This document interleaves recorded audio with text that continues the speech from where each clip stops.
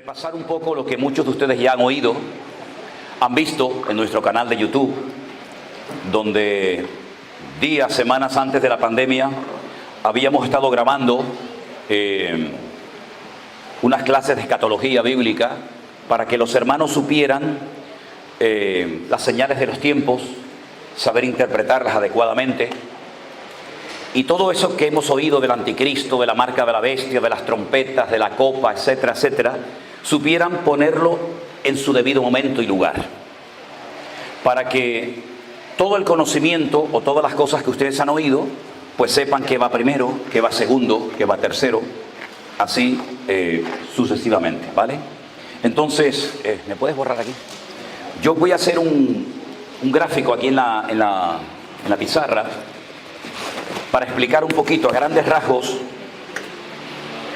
los tiempos finales, según la información que fundamentalmente nos da el libro del Apocalipsis, el libro de Daniel y las dos cartas de Pablo a los tesalonicenses. Ese material, también parte de Ezequiel, es fundamental si ustedes quieren profundizar en este tema. Repito, el libro de Daniel, el libro de Apocalipsis, las dos cartas de Pablo a los tesalonicenses y parte del libro de Ezequiel. Si juntamos todo ese material, ustedes les puedo asegurar que van a entender muy bien, o casi bien, todo lo relacionado con los últimos tiempos, que no sé por qué se predica tan poco en las iglesias hoy en día. Incluso créame que he conocido pastores que me han dicho: yo de este tema de escatología bíblica no tengo ni idea. Es una lástima. Porque yo creo que si de un tema hay que hablar hoy en día y conocerlo bien, es el tema de las señales de los últimos tiempos, ¿vale? Entonces, vamos a hacer algo muy sencillito, como una línea recta, ¿vale? Que sería el tiempo, ¿vale? Hacemos una línea recta, que sería, bueno, lo más recta que me salga, ¿no? Tenemos aquí un punto de partida. En la mitad pondremos la cruz, representando la muerte, la resurrección, la vida de nuestro Señor Jesucristo, y a continuación iremos poniendo una serie de cosas. Una de las profecías más hermosas, amplias y completas de la Biblia es sin lugar a dudas la que se encuentra en Daniel capítulo 9. Si tienen su Biblia a mano, por favor, hermanos, abran la Biblia por ese capítulo. Capítulo 9 del profeta Daniel, a partir del verso 20. Ahí tenemos un punto de partida y unos datos tremendamente interesantes y necesarios para poder llegar hasta el tiempo nuestro actualmente.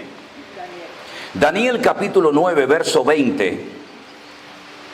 Daniel recibe este paquete profético, por llamarlo de alguna manera, esta información que dice así: aún estaba hablando y orando y confesando el pecado de mi pueblo Israel, derramaba mi ruego delante de Jehová mi Dios por el monte santo de mi Dios. Aún estaba hablando en oración cuando el varón Gabriel, a quien había visto en la visión al principio volando con presteza, vino a mí como a la hora del sacrificio de la tarde. Los judíos hacían 2 sacrificios cada día, todos los días. El sacrificio de la mañana, que lo llamaban Shaharit, a las 7 en punto de la mañana. El sacrificio de la tarde, que se llamaba el sacrificio de la Minjá, que era como a las 3 de la tarde aproximadamente. Curiosamente, a modo de información, se calcula que al Señor Jesucristo lo crucificaron más o menos como a las 7 de la mañana y moriría como a las 3 de la tarde, representando aquellos 2 sacrificios continuos que el pueblo de Israel hizo durante generaciones. A esa hora de la tarde, curiosamente la misma hora a la que Pedro y Juan subían al templo a orar y se encontraron con aquel paralítico en la puerta de la Hermosa pidiendo limosna, a la misma hora, este profeta tiene esta revelación. Y entonces consiste en lo siguiente, verso 22. Me hizo entender y habló conmigo diciendo: Daniel, ahora he salido para darte sabiduría y entendimiento. Al principio de tus ruegos fue dada la orden, y yo he venido para enseñártela porque tú eres muy amado. Entiende pues la orden y entiende la visión. Y ahora le va a decir algo tremendamente importante que intentaremos explicar lo más sencillo en esta mañana. 70 semanas, aquí hay un bloque de tiempo, ni más ni menos. 70 semanas están determinadas sobre tu pueblo y sobre tu santa ciudad. Y ahora dice lo que va a ocurrir en ese periodo de tiempo de 70 semanas. Número 1, terminar con la prevaricación. Ponerle fin al pecado. Número 3, expiar la iniquidad. Traer la justicia perdurable. Sellar la visión y la profecía. Y ungir al santo de los santos. Hay por ahí un teléfono que está sonando, si lo pueden apagar, son tan amables, se lo pediría. Sabe pues y entiende, y ahora estas 70 semanas las desglosa y le dice que desde la salida de la orden para restaurar y edificar Jerusalén hasta, fíjense, esas dos preposiciones son muy importantes, desde hasta la salida de la orden y restaurar Jerusalén y hasta el Mesías príncipe, habrá 7 semanas y 62 semanas. Se volverá a edificar la plaza y el muro en tiempos angustiosos. Allí en ese versículo 27 se habla de 7 semanas y de 62 semanas. 7 y 62, ¿cuánto es? 69. Pero dijo que eran 70 y aquí hay 69, falta una. Esa que falta se menciona en el verso 26. Después de las 62 semanas, se le quitará la vida al Mesías. Por si alguien por ahí se le aparece y le dice, sí, pero ese artículo, el Mesías, no aparece en el texto original, dígale que tiene razón. El artículo se puso para entender mejor a quién se dirigía la profecía, pero efectivamente el artículo, él, no aparece en el texto original, pero sí aparece la palabra Mesías, que no es un nombre, nadie se llama Mesías. Mesías, Mashiach, significa ungido.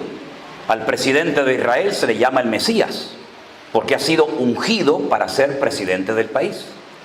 A los reyes de Israel se le llamaba Mesías, o ungidos, que es exactamente lo mismo. No toquen al ungido del Señor, dijo David, ¿se acuerdan?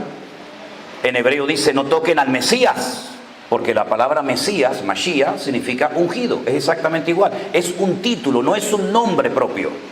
El Señor Jesucristo no se llamaba Mesías, Él se llamaba Yeshua o Jesús, el ungido, el Mashiach, el ungido del Señor. Entonces, en esa última semana, se le quita la vida al ungido, al Mesías, pero no se la quita a sí mismo. No es por sí, sino que el pueblo de un príncipe que ha de venir destruirá la ciudad y el santuario. Y su fin será como con inundación hasta el fin de la guerra.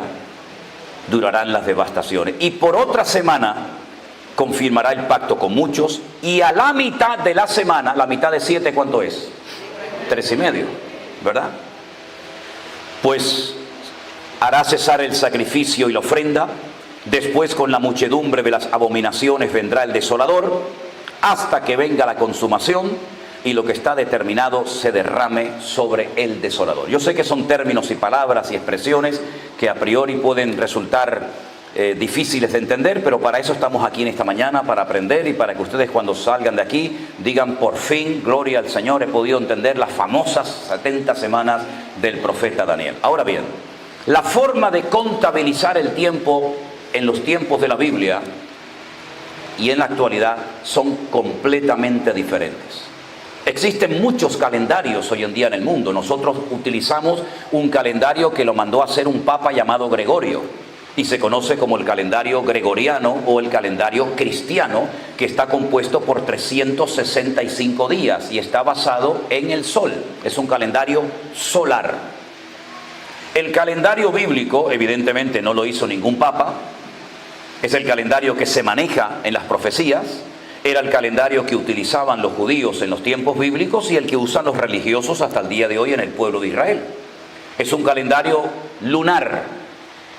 Y eso significa de que el calendario bíblico o profético tiene 360 días, no 365 días como el nuestro.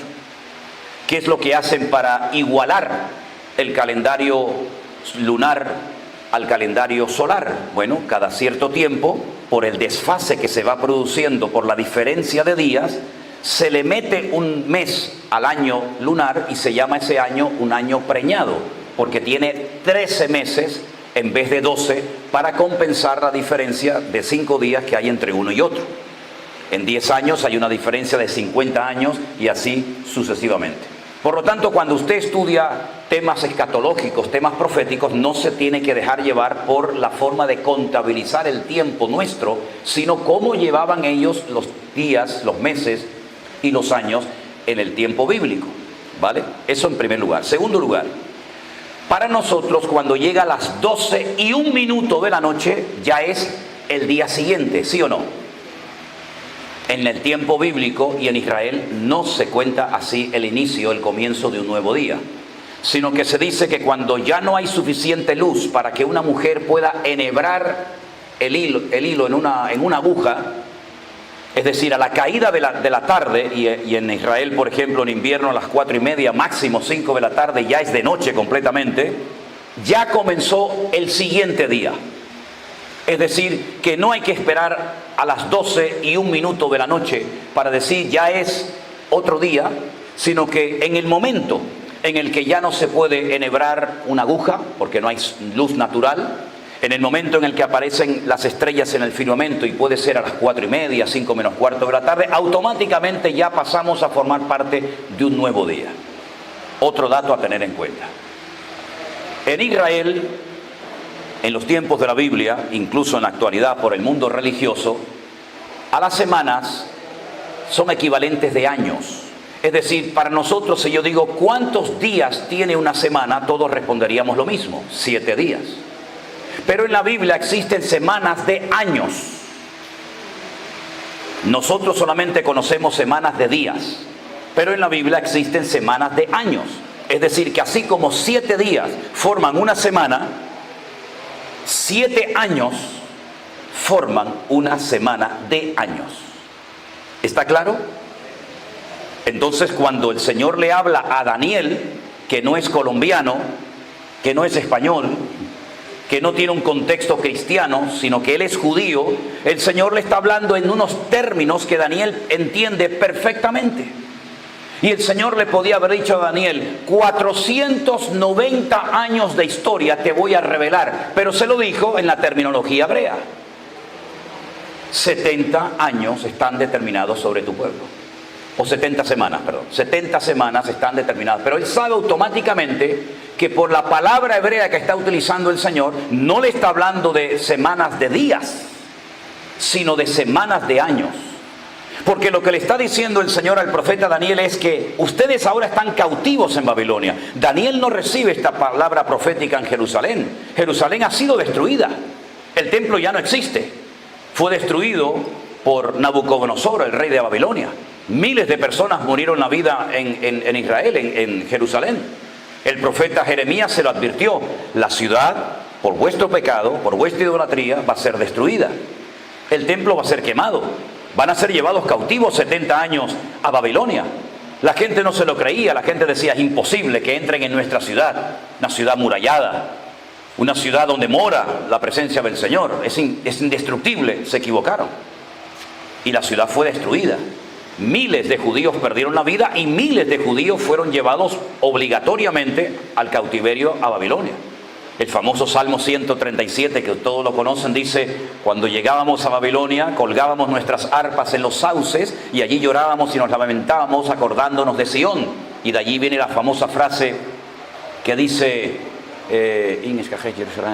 si me olvidare de ti, Jerusalén, pierda mi diestra su destreza y mi lengua se pega a mi paladar. Es un cántico que se canta muy habitualmente en Jerusalén. Añoraban volver a su tierra, añoraban volver a su ciudad, pero durante 70 años no pudieron. Ahora, como todo en la Biblia encaja a la perfección, y la Biblia no es un libro de contradicciones, sino es un libro matemáticamente perfecto, uno tiene que preguntarse por qué el Señor castigó al pueblo, a las tribus del sur, a Benjamín y a Judá, expulsándolos de su tierra por 70 años. Ya las tribus del norte habían sido destruidas, ¿sí? Las tribus del norte desaparecieron y todavía no han regresado, salvo algunos indicios. Cuando ellos entran en la tierra prometida con Josué, ¿se acuerdan? Moisés no entró. Ellos permanecieron en el país 490 años. 490 años vivieron en el país antes de esta tragedia nacional de ser llevados cautivos a Babilonia. Durante la peregrinación en el desierto, ellos recibieron lo que se llama la Torá, que no solamente son los 10 mandamientos, sino son 613 mandamientos. No los vamos a mencionar todos porque se nos iría la mañana. Pero hay 613 mandamientos. Y ese número lo tienen metido en la cabeza y lo ven por todas partes. Por todas partes aparece el 613.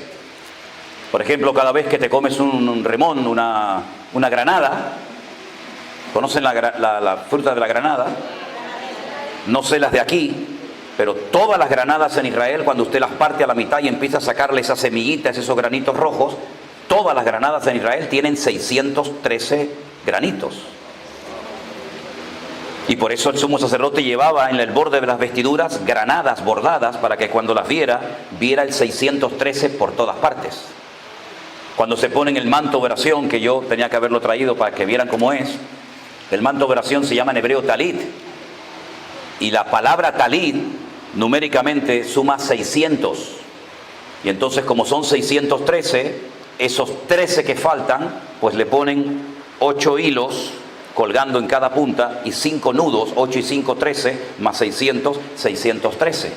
Y continuamente están con el 613, porque son los 613 mandamientos que se dividen en dos grandes bloques, lo tase, lo que se tiene que hacer y lo que no se tiene nunca que hacer, ¿vale?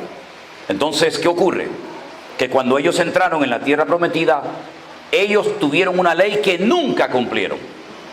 Nunca la cumplieron. Durante 490 años, la ley consistía en que cada 7 años, así como cada 7 días sale un Shabbat, un día de reposo, donde no se hace ninguna actividad laboral, ni agrícola, ni ganadera, sino se cesa toda actividad, recordando cuando Dios creó el universo y la tierra. Cada 7 años los agricultores tenían que dejar reposar la tierra. No se siembra nada este año. Y algunos preguntarían, ¿y de qué vamos a vivir entonces? Si ustedes ponen en práctica esta palabra, la cosecha del 6º año será tan espectacular que podrán comer el 6º y el 7º y hasta el 8º también. Porque el que no siembra el 7º no cosecha el 8º.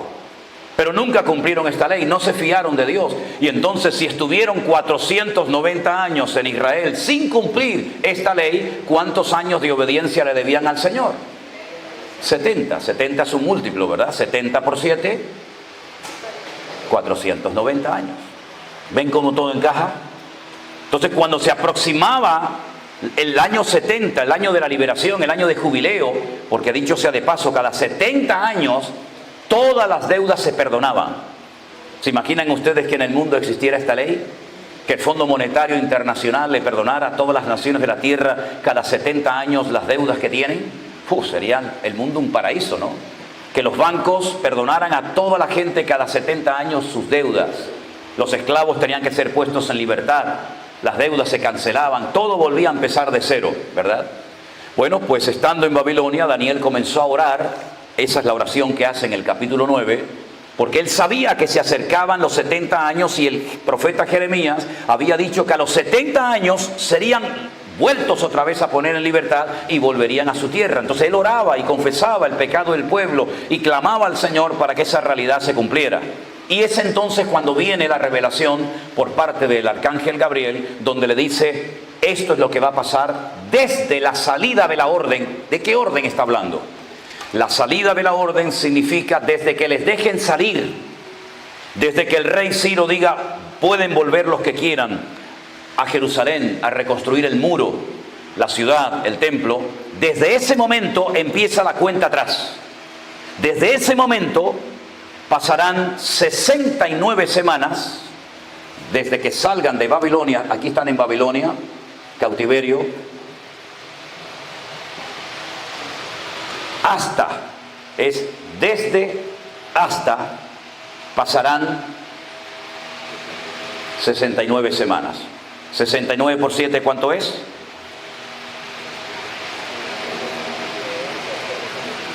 ¿Sí o no? 483 años. Matemáticamente, desde que salieron de Babilonia para reconstruir Jerusalén, hasta que entró triunfalmente el Señor Jesucristo montado en un pollino de asno, pasaron exactamente 483 años, o si lo prefiere, 69 semanas. Por eso el Señor Jesucristo, cuando entra triunfalmente montado en un pollino de asno a la ciudad de Jerusalén, se pone a llorar, ¿se acuerdan? Y dice aquello de: Jerusalén, Jerusalén, que matas a los profetas y apedreas a los que yo te envío. ¿Cuántas veces quise juntar a mis hijos como la gallina junta a los polluelos y no quisisteis? Si supieran ustedes lo que significa este día. Este es el día del cual habló el profeta Daniel. Daniel sabía el año en el que iba a venir el Señor Jesús. Pero Daniel evidentemente no conoció al Mesías, porque pasaron 483 años más los que ya tenía. Imagínense qué edad podía llegar a tener Daniel cuando vino el Señor. Entonces Daniel, como vivía en el palacio y nunca se casó, Daniel no se casó, incluso a Daniel lo castraron. Daniel era eunuco, porque para poder vivir en el palacio con el rey que no se fiaba de ningún hombre, y con aquellas mujeres que él tenía, castraba, los hacía eunucos absolutamente a todos los jóvenes varones que vivían en el palacio para poder estar con él. Entonces, ¿qué es lo que hace Daniel? Daniel llega a ser uno de los hombres más poderosos del imperio babilónico. Daniel llega a acumular unas riquezas de incalculable valor. Daniel era un hombre tremendamente rico, influyente, poderoso, era un gobernante muy reconocido en Babilonia. Entonces, ¿qué es lo que él hace? Él enseña durante su tiempo de estadía en Babilonia toda esta información, la plasma, la escribe en un libro, y entonces cientos de años más tarde, personas vienen de Babilonia, porque no todos quisieron volver a Jerusalén. Había mucha gente que había nacido en Babilonia, no conocía nada de Jerusalén. Volver a Jerusalén era empezar de cero. No tengo casa, no tengo tierra, no tengo nada. Es trabajar de sol a sol levantando una ciudad de cero. Yo prefiero quedarme en Babilonia, ya conozco el idioma, ya tengo mi trabajo, ya mis hijos han nacido aquí, yo tengo ya mis nietos en Babilonia, y muchos no quisieron volver, pero se quedaron con la información que les dio y les enseñó el profeta Daniel. Entonces, una noche, gente de Babilonia comenzó a observar que en el cielo estaban ocurriendo cosas muy extrañas. Se estaban alineando una serie de planetas y una serie de estrellas comenzaron a indicar un camino de Babilonia hasta un pueblecito llamado Betlehem, que significa en hebreo la casa del pan, o Belén en español. Y estas personas comenzaron un largo viaje de semanas y de meses para ir a un país extranjero, porque sabían que el rey de los judíos había nacido. Y vinieron cargados con una fortuna de oro, de incienso, de mirra, docenas probablemente de camellos cargados hasta arriba con aquellas riquezas que Daniel había atesorado cuando estuvo en Babilonia, y que ellos sabían que en algún momento, 483 años, 69 semanas después de la liberación de Babilonia, nacería el Mesías en Belén de Judea. Y dice: hemos venido a adorar al rey de los judíos, porque su estrella hemos visto en el oriente. No estaba escrita la Biblia, pero Dios había utilizado las estrellas, no hoy, pero en aquellos tiempos, las estrellas, Dios las utilizaba como un mensaje profético a las naciones. Salmo 19 que dice: los cielos cuentan la gloria de Dios y el firmamento anuncia la obra de sus manos. Un día a otro día emite sabiduría. Todas las estrellas tienen un nombre hebreo.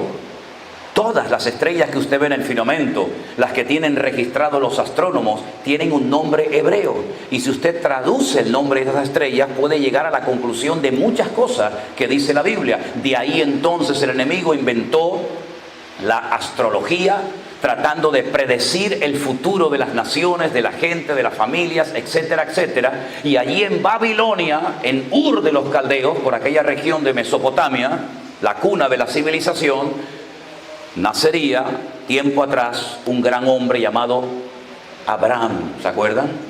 El nombre, solamente a modo de dato, no sé si a ustedes les interesa todo esto, pero a mí es que me apasiona, ¿no? Entonces el nombre Abraham, ¿cómo se le ponía nombre a la gente en Babilonia? Bueno, los sacerdotes cargaban al niño en brazos, salían al desierto en una noche estrellada, miraban hacia el firmamento y ellos interpretaban, pronosticaban el destino de esa criatura y en base a lo que ellos creían entender, le ponían el nombre al niño.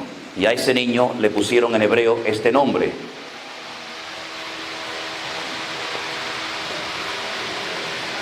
Abraham. ¿Sí? Entonces fíjese que como en hebreo las letras son números y los números son letras, si usted por ejemplo a la letra Aleph le pone su correspondiente valor numérico, le corresponde el número 1. A la letra Bet le corresponde el número 2. A la letra Resh le corresponde el número 200. Dios, Ka, Lam, Men. Y a la letra Men le corresponde el número 40. ¿Cuánto es esto? 242. 243. Este es el valor numérico del nombre Abraham. Abraham. El nombre de Dios, el nombre propio de Dios, tiene 4 letras. Y se van a dar cuenta ahora cuando se las escriba en la pizarra que ninguna de las letras del nombre propio de Dios aparece en el nombre de Abraham. Dios, no Dios. El nombre de Dios se escribe en hebreo así: Yod, Hei, Vad, Hei. Este es el nombre de Dios. Yod, Hei, Vad, Hei. Yod, Hei, Vad, Hei. Cada vez que respiras y aspiras, tu corazón hace Yod, Hei, Vad, Hei. Yod, Hei, Vad, Hei. Eso es lo que se oye cuando te ponen el aparatito Yod, Hei, Vad, Hei. Yod, Hei, Vad, Hei. Yo he puesto eternidad y mi nombre en el corazón de los hombres. Pero Abraham no tenía ninguna letra del nombre de Dios. Y era un hombre estéril, un hombre que no tenían hijos, no tenían descendencia. Entonces el Señor, cuando Él se revela la vida de Abraham, y Abraham sale de Babilonia, de Ur de los Caldeos, le dice: a partir de hoy te vas a llamar, ¿cómo? Abraham. Hay 1, 2, 3, 4 letras. Ahora hay 1, 2, 3, 4, 5 letras. Esta letra, ¿dónde está? Dentro del nombre de Dios. Y entonces ahora vamos a sumar el valor numérico de Abraham. Aleph es 1, Bet es 2, Resh es 200. Aleph, Bet, Gimel, Aleph, Hei, 5. Men es 40. Sumamos y es, ¿cuánto? 248. ¿Sí o no? Antes de que el Señor estuviera en tu vida valía 243. Ahora que Dios está en tu vida, tu valor se ha elevado porque Dios está en ti y ahora ya eres 248. Y ahora serás padre de multitudes y ahora todas las naciones de la tierra serán benditas en tu nombre. Eso es lo que hace Dios. Añade su esencia a la vida de Abraham y automáticamente su vida cambia radicalmente. Pondré mi nombre en ellos, dice la Biblia. Y eso es lo que el Señor ha hecho en nuestras vidas. Ahora nos ha dado más valor ahora nos ha comprado, somos real sacerdocio, nación santa, pueblo adquirido por Dios, porque ahora su nombre y su esencia mora y habita en nuestros corazones. Amén, hermanos. Entonces, cuando el Señor Jesucristo entra triunfalmente en Jerusalén, el pueblo de Israel no entiende. Verán, pero no entenderán. Escucharán, pero no comprenderán. Este día fue clave para la historia de Israel, para la historia de la humanidad. Y no lo entendieron, no lo aceptaron. Y entonces es cuando días más tarde Él dice: no quedará piedra sobre piedra que no sea destruida. Vuestra casa quedará desierta y seréis esparcidos por todas las naciones de la tierra, etcétera, etcétera, etcétera. Entonces Él da un paquete profético que es Mateo 24, léanlo, o Lucas 21, donde Él dice cosas que van a ocurrir en el presente y en el futuro. Y lo que hace Juan en el Apocalipsis es explicar, desglosar todo lo que el Señor explicó en el Monte de los Olivos en Mateo 24 y Lucas 21, ¿verdad? Entonces, en un principio, cuando leímos esta mañana la profecía de Daniel 9, hablamos de 70 semanas, ¿sí o no? 70. Pero aquí hay 69, hermano. O 483 años. ¿Cuántos años faltan para que se cumpla toda la profecía de Daniel? Pues 7, ¿verdad? O como según se vea, una semana, una y 69, 70, o 7 años. Muy bien. ¿Cuántos años han pasado desde que entró triunfalmente el Señor Jesucristo en Jerusalén hasta nosotros hoy en día? Más de 2000. Entonces uno dice, pero ¿y dónde metemos estos 7 años que faltan? ¿O esta semana que falta? Ya ha pasado más tiempo del que se había profetizado en la Biblia. Evidentemente esa última semana o esos últimos 7 años no contabilizan desde la resurrección y muerte del Señor Jesucristo hasta hoy en día. Se detuvo el tiempo, se paró el tiempo, se abre un paréntesis desde la muerte y resurrección del Maestro hasta no sabemos cuánto tiempo. Pero falta por cumplirse esa última semana, y esa última semana es la que vamos a aclarar en esta mañana. Pero antes de avanzar, porque todo esto es historia, todo esto es lo que le da credibilidad a lo poquito que falta por cumplirse. Por lo tanto, las 69 semanas ya forman parte de la historia. Ya estuvieron los babilónicos, después estuvieron los medos persas, después vinieron los griegos con Alejandro Magno, después se levantó y fue destruido el Imperio Romano, que fue el imperio más extenso y duradero de la historia, de casi 1000 años, dividiéndose en 2 grandes secciones, Oriente y Occidente, con Constantinopla por un lado y con Roma por otro. Pero todo eso es historia. A nosotros lo que nos interesa es lo que va a pasar y cuándo va a comenzar esa última semana o esos últimos 7 años que se describen en el libro del Apocalipsis con una perfección extraordinaria.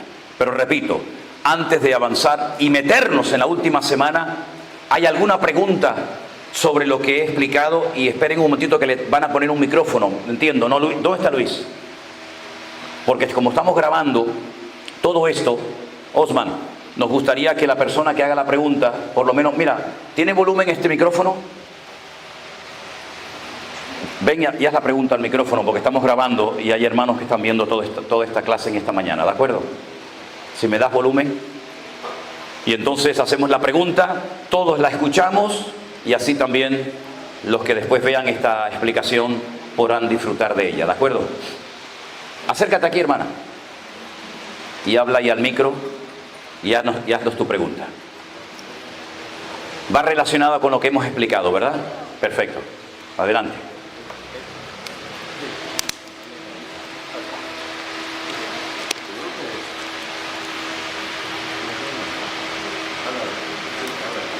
Hola. Venga.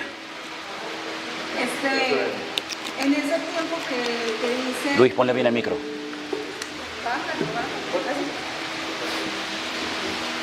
En ese tiempo que dice después del nacimiento del Mesías y el tiempo que falta hasta el cumplimiento de la última semana, es ahí donde la Biblia dice lo de la generación, y que la generación es contada con el pueblo de Israel como 80 años.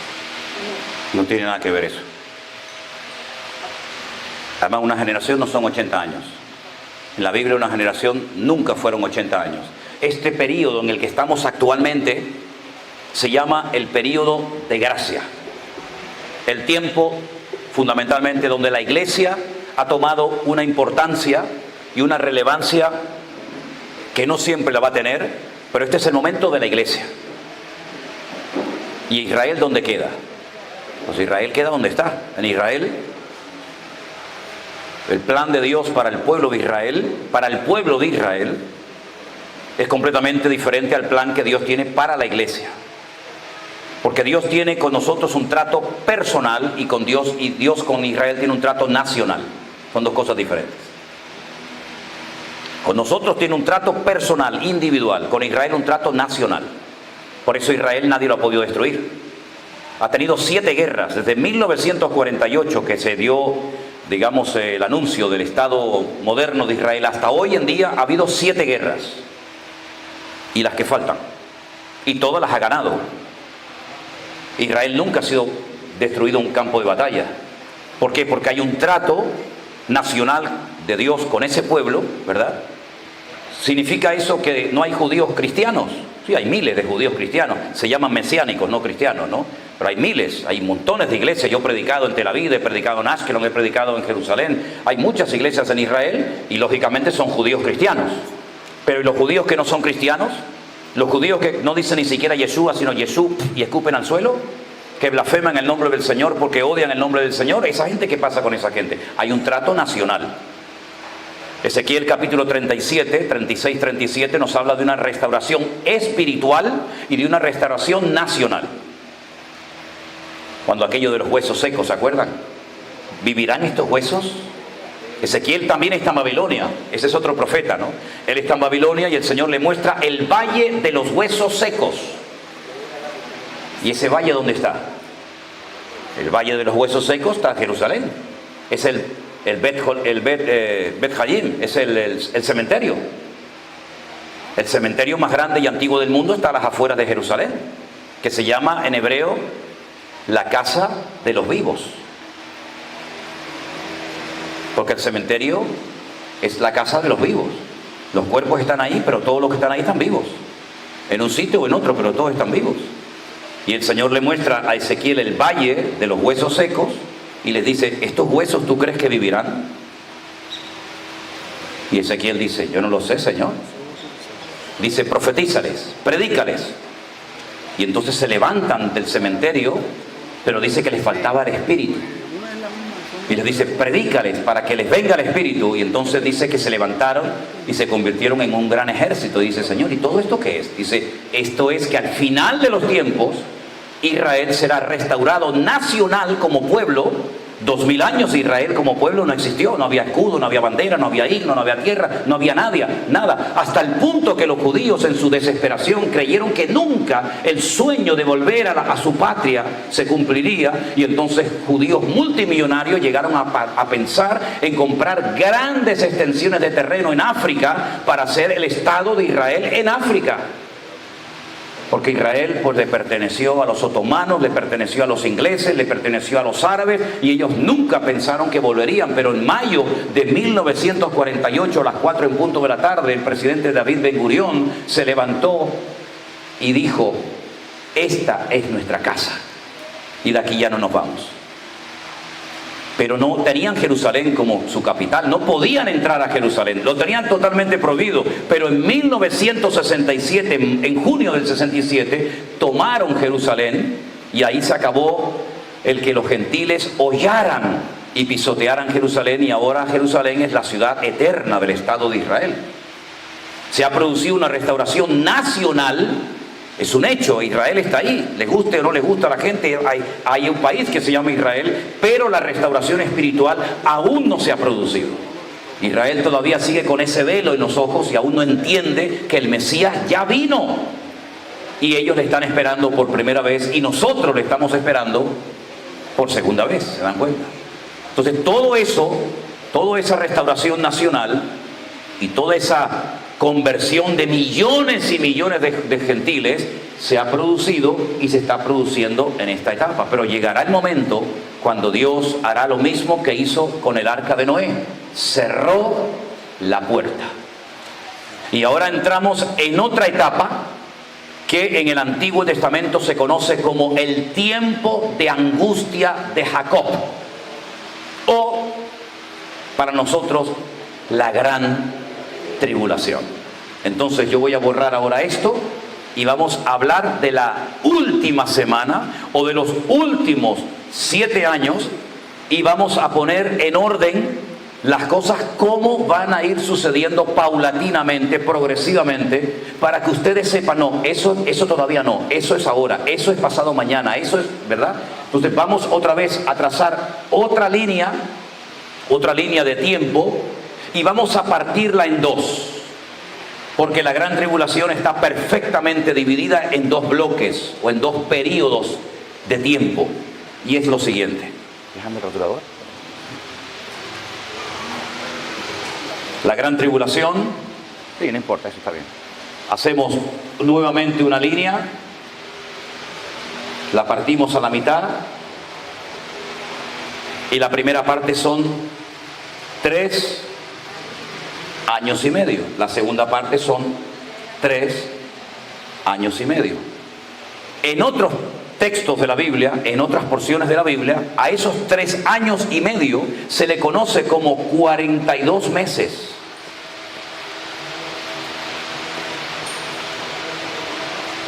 En otras partes de la Biblia, a ese mismo bloque de tiempo se le conoce como 1260 días. Es lo mismo.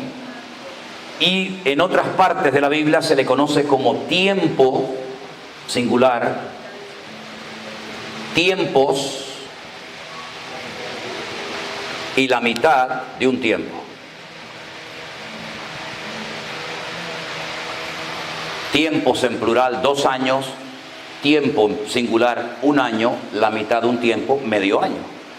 Es decir, que no se confundan cuando digan, pero ¿por qué unos dicen 1260 días, otro tiempos y la mitad de un tiempo? Bueno, son diferentes formas de hablar exactamente de lo mismo. Es lo mismo.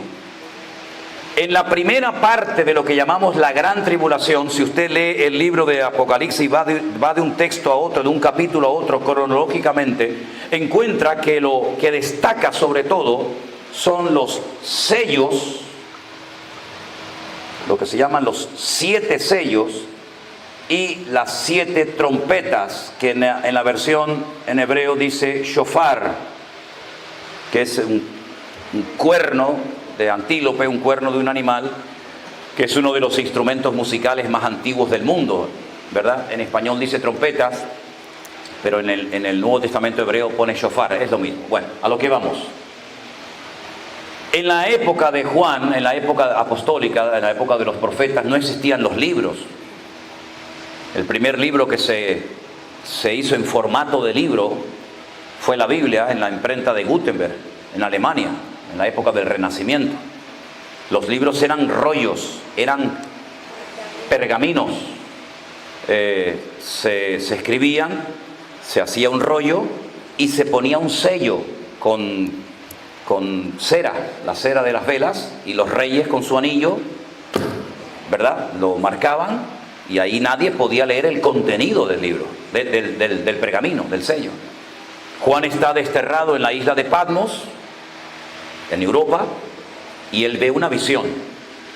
Y en esa visión se le muestra un rollo, un pergamino, con 7 sellos lacrados, que nadie podía ni abrirlos, ni tocarlos, ni aún mirarlos.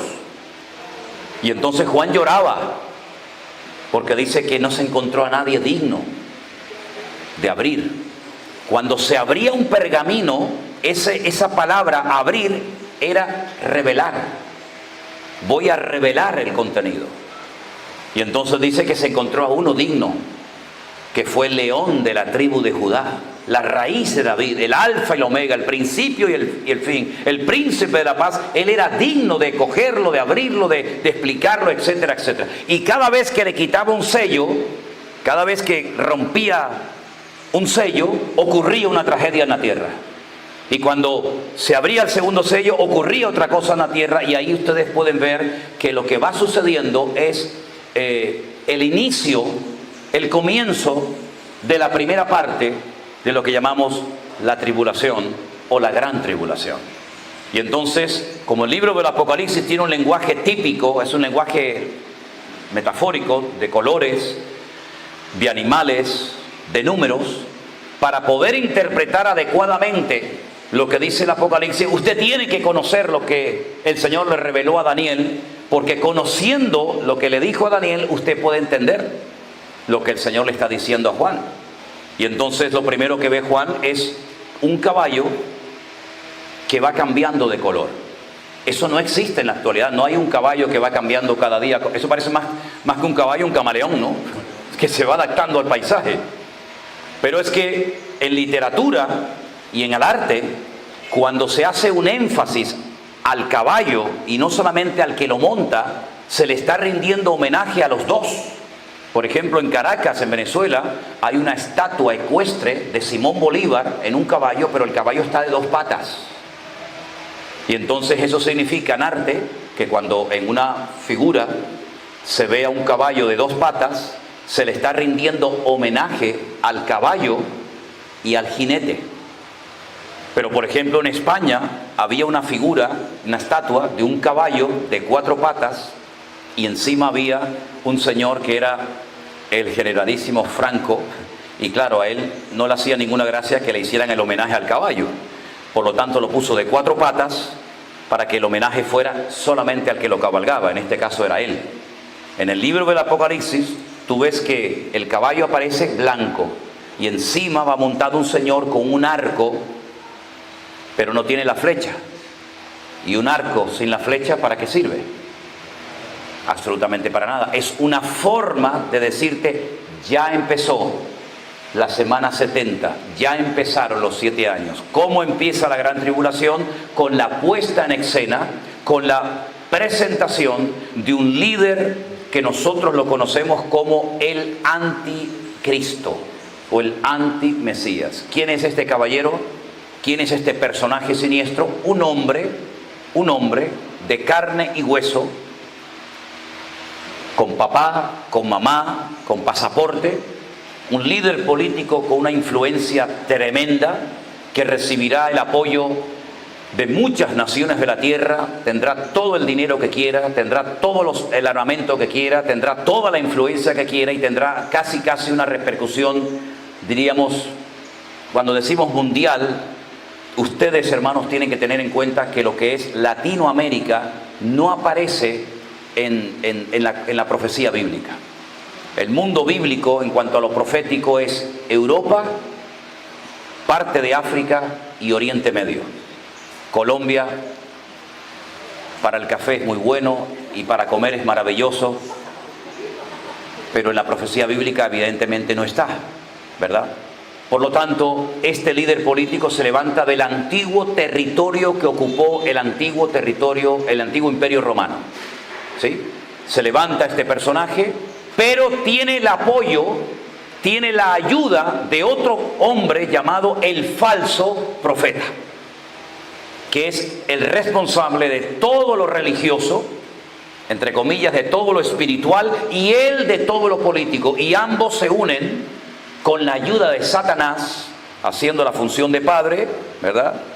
El anticristo como si fuera su hijo, y el falso profeta como si fuera sus relaciones públicas, el que lleva a la gente, como hace el Espíritu, que lleva a la gente a Cristo. Pues esa es la función de este personaje. Lo importante es que la Biblia nos dice dónde va a vivir y desde dónde va a gobernar o a ejercer su influencia, por lo menos el falso profeta. Y dice que es sobre la ciudad que reina sobre todos los reyes de la tierra. Y uno dice, ¿y esa ciudad cuál era? Era Roma. Roma era la ciudad del Imperio Romano, que si cambias la palabra, es la palabra amor, pero la cambiaron y la pusieron como Roma, y era la ciudad que gobernaba sobre todos los reinos de la tierra. Y en el centro de Roma, y estuve no hace mucho tiempo allí, hay un país pequeño con una influencia mundial, que es el famoso Estado Vaticano, con su cabeza llamado el Papa, que en este caso es un señor de aquí de Argentina, con una riqueza descomunal, con su propio banco, con su moneda, con sus soldados, etcétera, etcétera, y desde allí ejercerá una influencia mundial. El hombre que tiene más poder de convocatoria hoy en día en el mundo es, sin lugar a dudas, el Papa. Hace así y te junta 1 millón de personas como nada. Y ese lugar va a ser usado como una sede de gobierno, espiritualmente hablando, durante la etapa de la Gran Tribulación. Si usted lee los 7 sellos del Apocalipsis, sabrá en qué sello se encuentra la humanidad en ese momento, porque el sello, cuando se abre, te dice lo que pasa en la tierra. Cuando pasan esos 7 sellos, esas 7 catástrofes o tragedias a nivel mundial, comienzan otros 7 juicios, que la Biblia los llama los 7 toques de trompeta o shofar. Y lo curioso de todo esto es que a la final trompeta ocurre algo extraordinario, que quiero compartirlo con ustedes en esta mañana. Primera de Corintios capítulo 15, por favor. Primera de Corintios capítulo 15, el apóstol Pablo, que llegó a tener mucha revelación y conocimiento de las cosas proféticas, nos revela y nos da una información extraordinaria que me gustaría compartirla con ustedes en esta mañana. Primera de Corintios capítulo 15 es un tema que habla acerca de la resurrección. Es uno de los pocos capítulos monográficos que hay en la Biblia, como por ejemplo Primera de Corintios 13, que habla del amor, Hebreos 11, que habla de la fe. Bueno, Primera de Corintios 13, el tema fundamental es la resurrección. Y él va explicando, él va poniendo argumentos, ¿verdad?, acerca de todo lo que hubiera ocurrido si Cristo no hubiera resucitado. Dice, mire, si Cristo no resucitó, entonces nuestra fe no sirve para nada, porque estamos creyendo en un muerto. Si Cristo no resucitó, entonces nuestros pecados no han podido ser perdonados. Si Cristo no resucitó, nuestros hermanos que murieron pensando que habían sido perdonados por Él, pues murieron en vano. Si Cristo no resucitó, nosotros tampoco vamos a resucitar. Si Cristo no resucitó, y entonces él pone un argumento que algunos han tergiversado, dice, entonces los que se bautizan por los muertos no sirve para nada. Y uno dice, ¿y eso qué es? En aquella ciudad había una práctica de gente que creía que si su padre había muerto sin conocer a Cristo, él se podía bautizar por su padre, se bautizaban por los muertos. No es que sea algo permitido, sino que lo utiliza como argumento para decir, bueno, ¿y ustedes que se bautizan por los que murieron? Si Cristo no resucitó, absolutamente no sirve para nada. Esa práctica la tienen todavía hoy en día los mormones, ¿verdad? La iglesia de los mormones se bautizan por los muertos.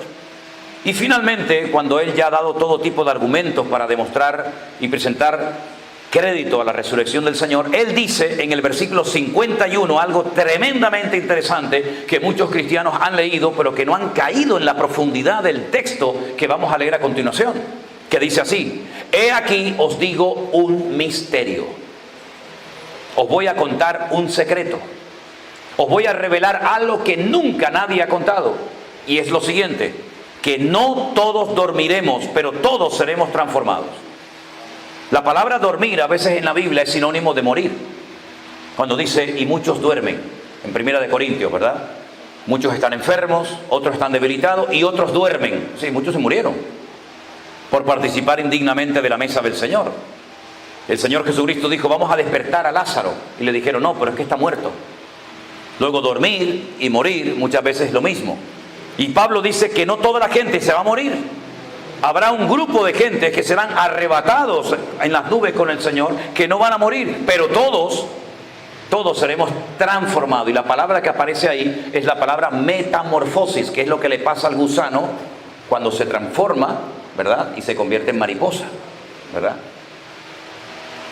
Y eso que les estoy contando, que no todos dormiremos, pero que todos seremos transformados, se va a producir en un momento, en un abrir y cerrar de ojos, por poner un ejemplo.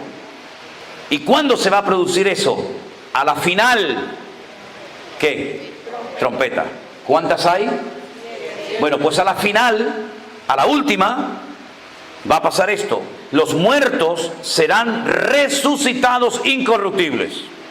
Y nosotros, él creía que estaría vivo, y nosotros seremos transformados. ¿Cuándo? A la final trompeta. Y usted dice, uy, pero si ya lo está diciendo, mijo. Entonces, yo voy a decir algo que a lo mejor a más de uno dice,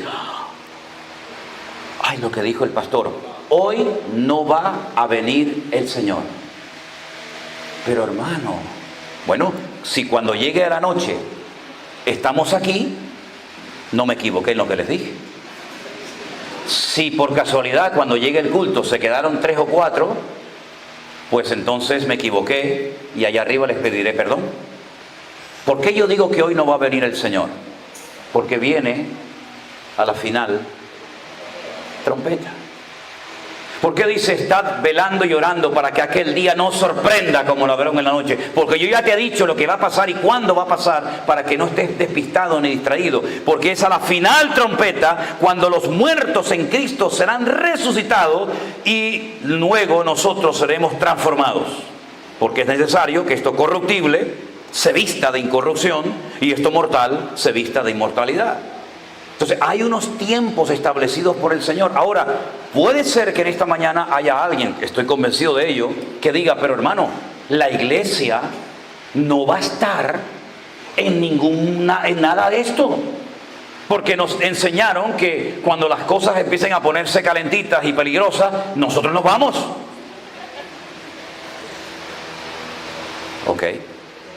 Vamos a preguntarnos quién fue la primera persona en la historia que enseñó y dijo eso en un grupo de iglesias. Yo se lo voy a decir. Durante siglos estuvo totalmente prohibido, se veía como una especie casi diríamos de blasfemia, de falta de respeto, que se le añadieran a la Biblia comentarios, mapas, fotografías. Eso no se podía hacer, eso era como un pecado mortal.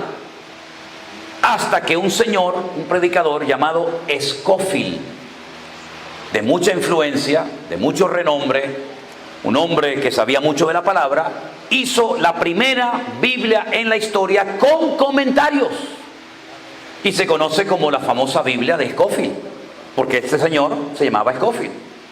Y él añade en esos comentarios algo que un cura en el siglo XIX dijo, y fue lo siguiente: la iglesia del Señor Jesucristo será arrebatada, llevada a la presencia del Señor antes de que empiecen los tiempos de la tribulación. Y a Scofield aquello le gustó y dijo, qué interesante, ¿eh? Y lo metió en la Biblia.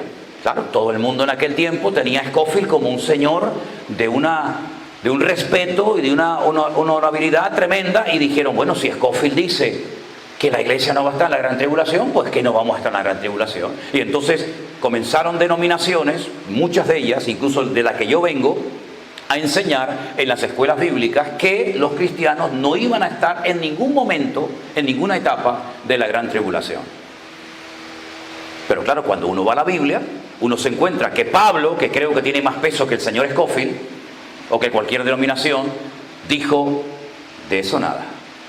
El arrebatamiento de la iglesia y la resurrección de los muertos, que hay dos, una en esta etapa y otra al final, ahora lo vamos a ver, se produce a la final trompeta. A la final trompeta. Claro, yo sé que es más cómodo y decir, bueno, cuando todo empiece a romperse por todos los lados y cuando esto empiece a ponerse difícil, nosotros nos vamos. Bueno, pero usted coge, por ejemplo, un libro de teología de siglos atrás y todos los cristianos oraban para tener el honor de morir por Cristo. Incluso en el libro de Hebreos, cuando se habla acerca de aquellos hermanos que podían ser libres y pagaban el rescate, es como si te secuestran, ¿no? Y te dicen, ¿quieren que lo soltemos? Paguen el rescate y si no le pegamos un tiro en la cabeza.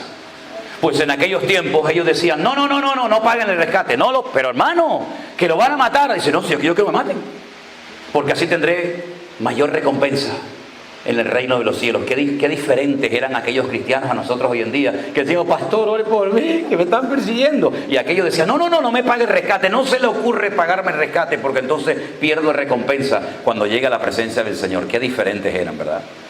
Entonces, queridos hermanos, esa postura esa opinión personal de aquel sacerdote fue plasmada en la Biblia de Scofield y ya pasó a lo largo de los años hasta el punto que muchos cristianos dicen, no, eso no puede ser así. Bueno, pero yo prefiero creer a lo que dice la Biblia que a lo que dice el hombre.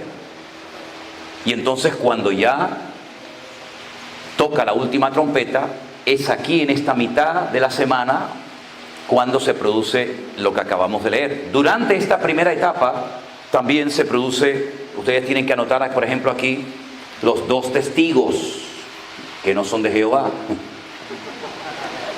Los 2 testigos. Algunos me dicen, pastor, ¿usted me podría decir quiénes son los 2 testigos? Digo, ¿qué más quisiera yo poder decírselo? No será Moisés, no será Elías, no será... Yo digo, ¿y si es Juan y Pedro? La Biblia no dice quiénes son. Nos dice lo que van a hacer. Que durante 3 años y medio, 2 testigos le predicarán fundamentalmente al pueblo de Israel para que se conviertan. Y miles se convierten. Imagínense Pablo, la cantidad de viajes que hizo, el esfuerzo que pagó, las cartas que escribió, ganó a miles para Cristo. Imagínense a 2 como Pablo durante 3 años y medio con radio, con WhatsApp, con Facebook, con YouTube. Mi madre, eso sería increíble. Sanpablo.com. Muchachos, si nosotros hemos hecho con un telefonito lo poquito que se ha hecho, imagínate estos 2 supermanes para el Señor ganando almas para Cristo. Al final los matan, ¿saben? Al final los matan y no los entierran, que eso en la cultura de Medio Oriente es lo peor que se le puede hacer a un cadáver, o prenderle fuego o no enterrarlo. Eso es el peor insulto. Mire, Israel soltó un día 1000 presos palestinos, 1000 presos para recuperar el cadáver de 2 soldados muertos. 1000 por 2 muertos, porque para ellos había que darles un funeral y un entierro digno. Y eso es un insulto en el Medio Oriente, cuando se le prendía fuego a un cadáver, cuando no se le enterraba, a los crucificados, por cierto, no se les enterraba, por si no lo sabían.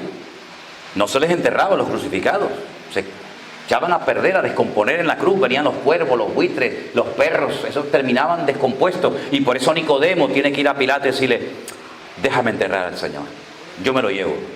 Y Pilato dice, ven, va, llévatelo. Pero los otros 2, al de la derecha y al de la izquierda, allí se quedaron. Y ese era el destino del Señor. Les quitaban cuando morían, ¿qué hicieron con el Señor? Le quitaron la ropa y lo dejaron desnudo, totalmente desnudo. Y no los enterraban. Y por eso Nicodemo dijo, por favor, ya que en vida le han hecho todo lo que le han hecho, déjame el cuerpo del Señor. Y se llevó el cuerpo del Maestro, ¿verdad?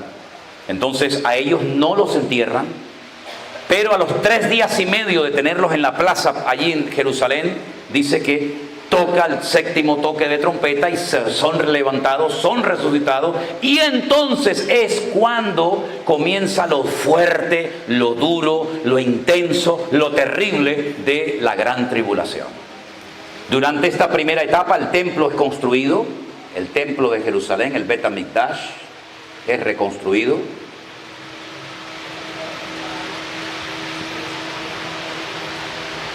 Pero a los 3 años y medio, el anticristo clausura el culto en ese templo, levanta una imagen, seguramente con su cara, y le dice a todo el mundo que a partir de ahora quien hay que adorar es a él.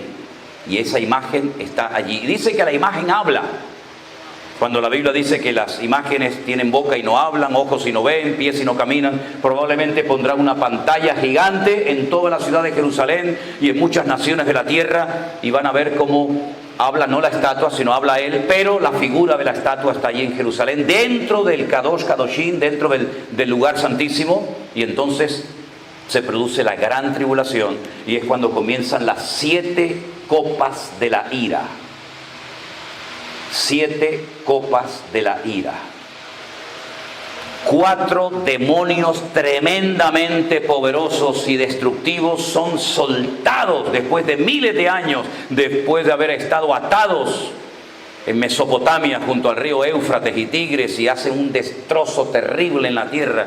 Y entonces es cuando el anticristo le dice a los judíos, aquí el que manda soy yo, aquí yo soy Dios, aquí se acabó de adorar al Señor, etcétera, etcétera.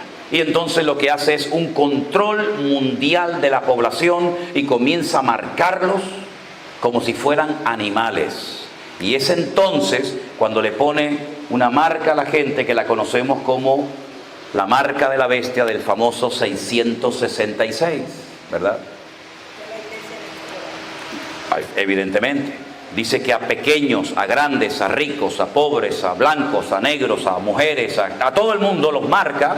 ¿Para qué? Para tenerlos controlados. Nadie puede comprar, nadie puede vender, nadie puede hacer ninguna transferencia bancaria, nadie puede hacer nada si no está marcado en la mano o en la frente. Evidentemente no te van a poner un sello, sino probablemente será una especie de microchip, de algo que te meten ahí que ni sabes que lo tienes, pero ya te lo metieron dentro. Ya está inventado ese microchip. Se alimenta con una pequeña batería de litio. Por si alguien tiene la tentación de arrancárselo, al querer quitártelo, se parte la pequeña batería de litio y te contamina la sangre y te mueres en segundos. Emite una pequeña señal que a través de un satélite saben en todo momento dónde estás, lo que estás hablando, con quién no estás, si estás aquí o estás allá. Un control, y vamos cada vez abocados a más control. Cada vez nos están controlando más. Los mismos teléfonos ya saben dónde están, ya saben lo que están hablando, ya saben lo que estás pensando, ya lo saben. Pero esto va más y a más y a más y a más y a más. Y entonces durante la segunda etapa de la gran tribulación se producen las famosas 7 copas de la ira. El anticristo marca. Ahora, referente al anticristo hay un detalle muy interesante que Juan nos da. Dice, aquí hay sabiduría, dice Juan, aquí hay sabiduría. El nombre del anticristo no lo sabemos. No podemos decir se llama Juan García, ¿no? Pero sí sabemos el valor numérico de su nombre. Yo les enseñé antes que los nombres, todo tiene un valor numérico, ¿se acuerdan? Cada letra tiene un nombre, cada letra tiene un número. Entonces Juan dice que para poder reconocer que ese es el anticristo y no el otro, el valor numérico de su nombre es 666.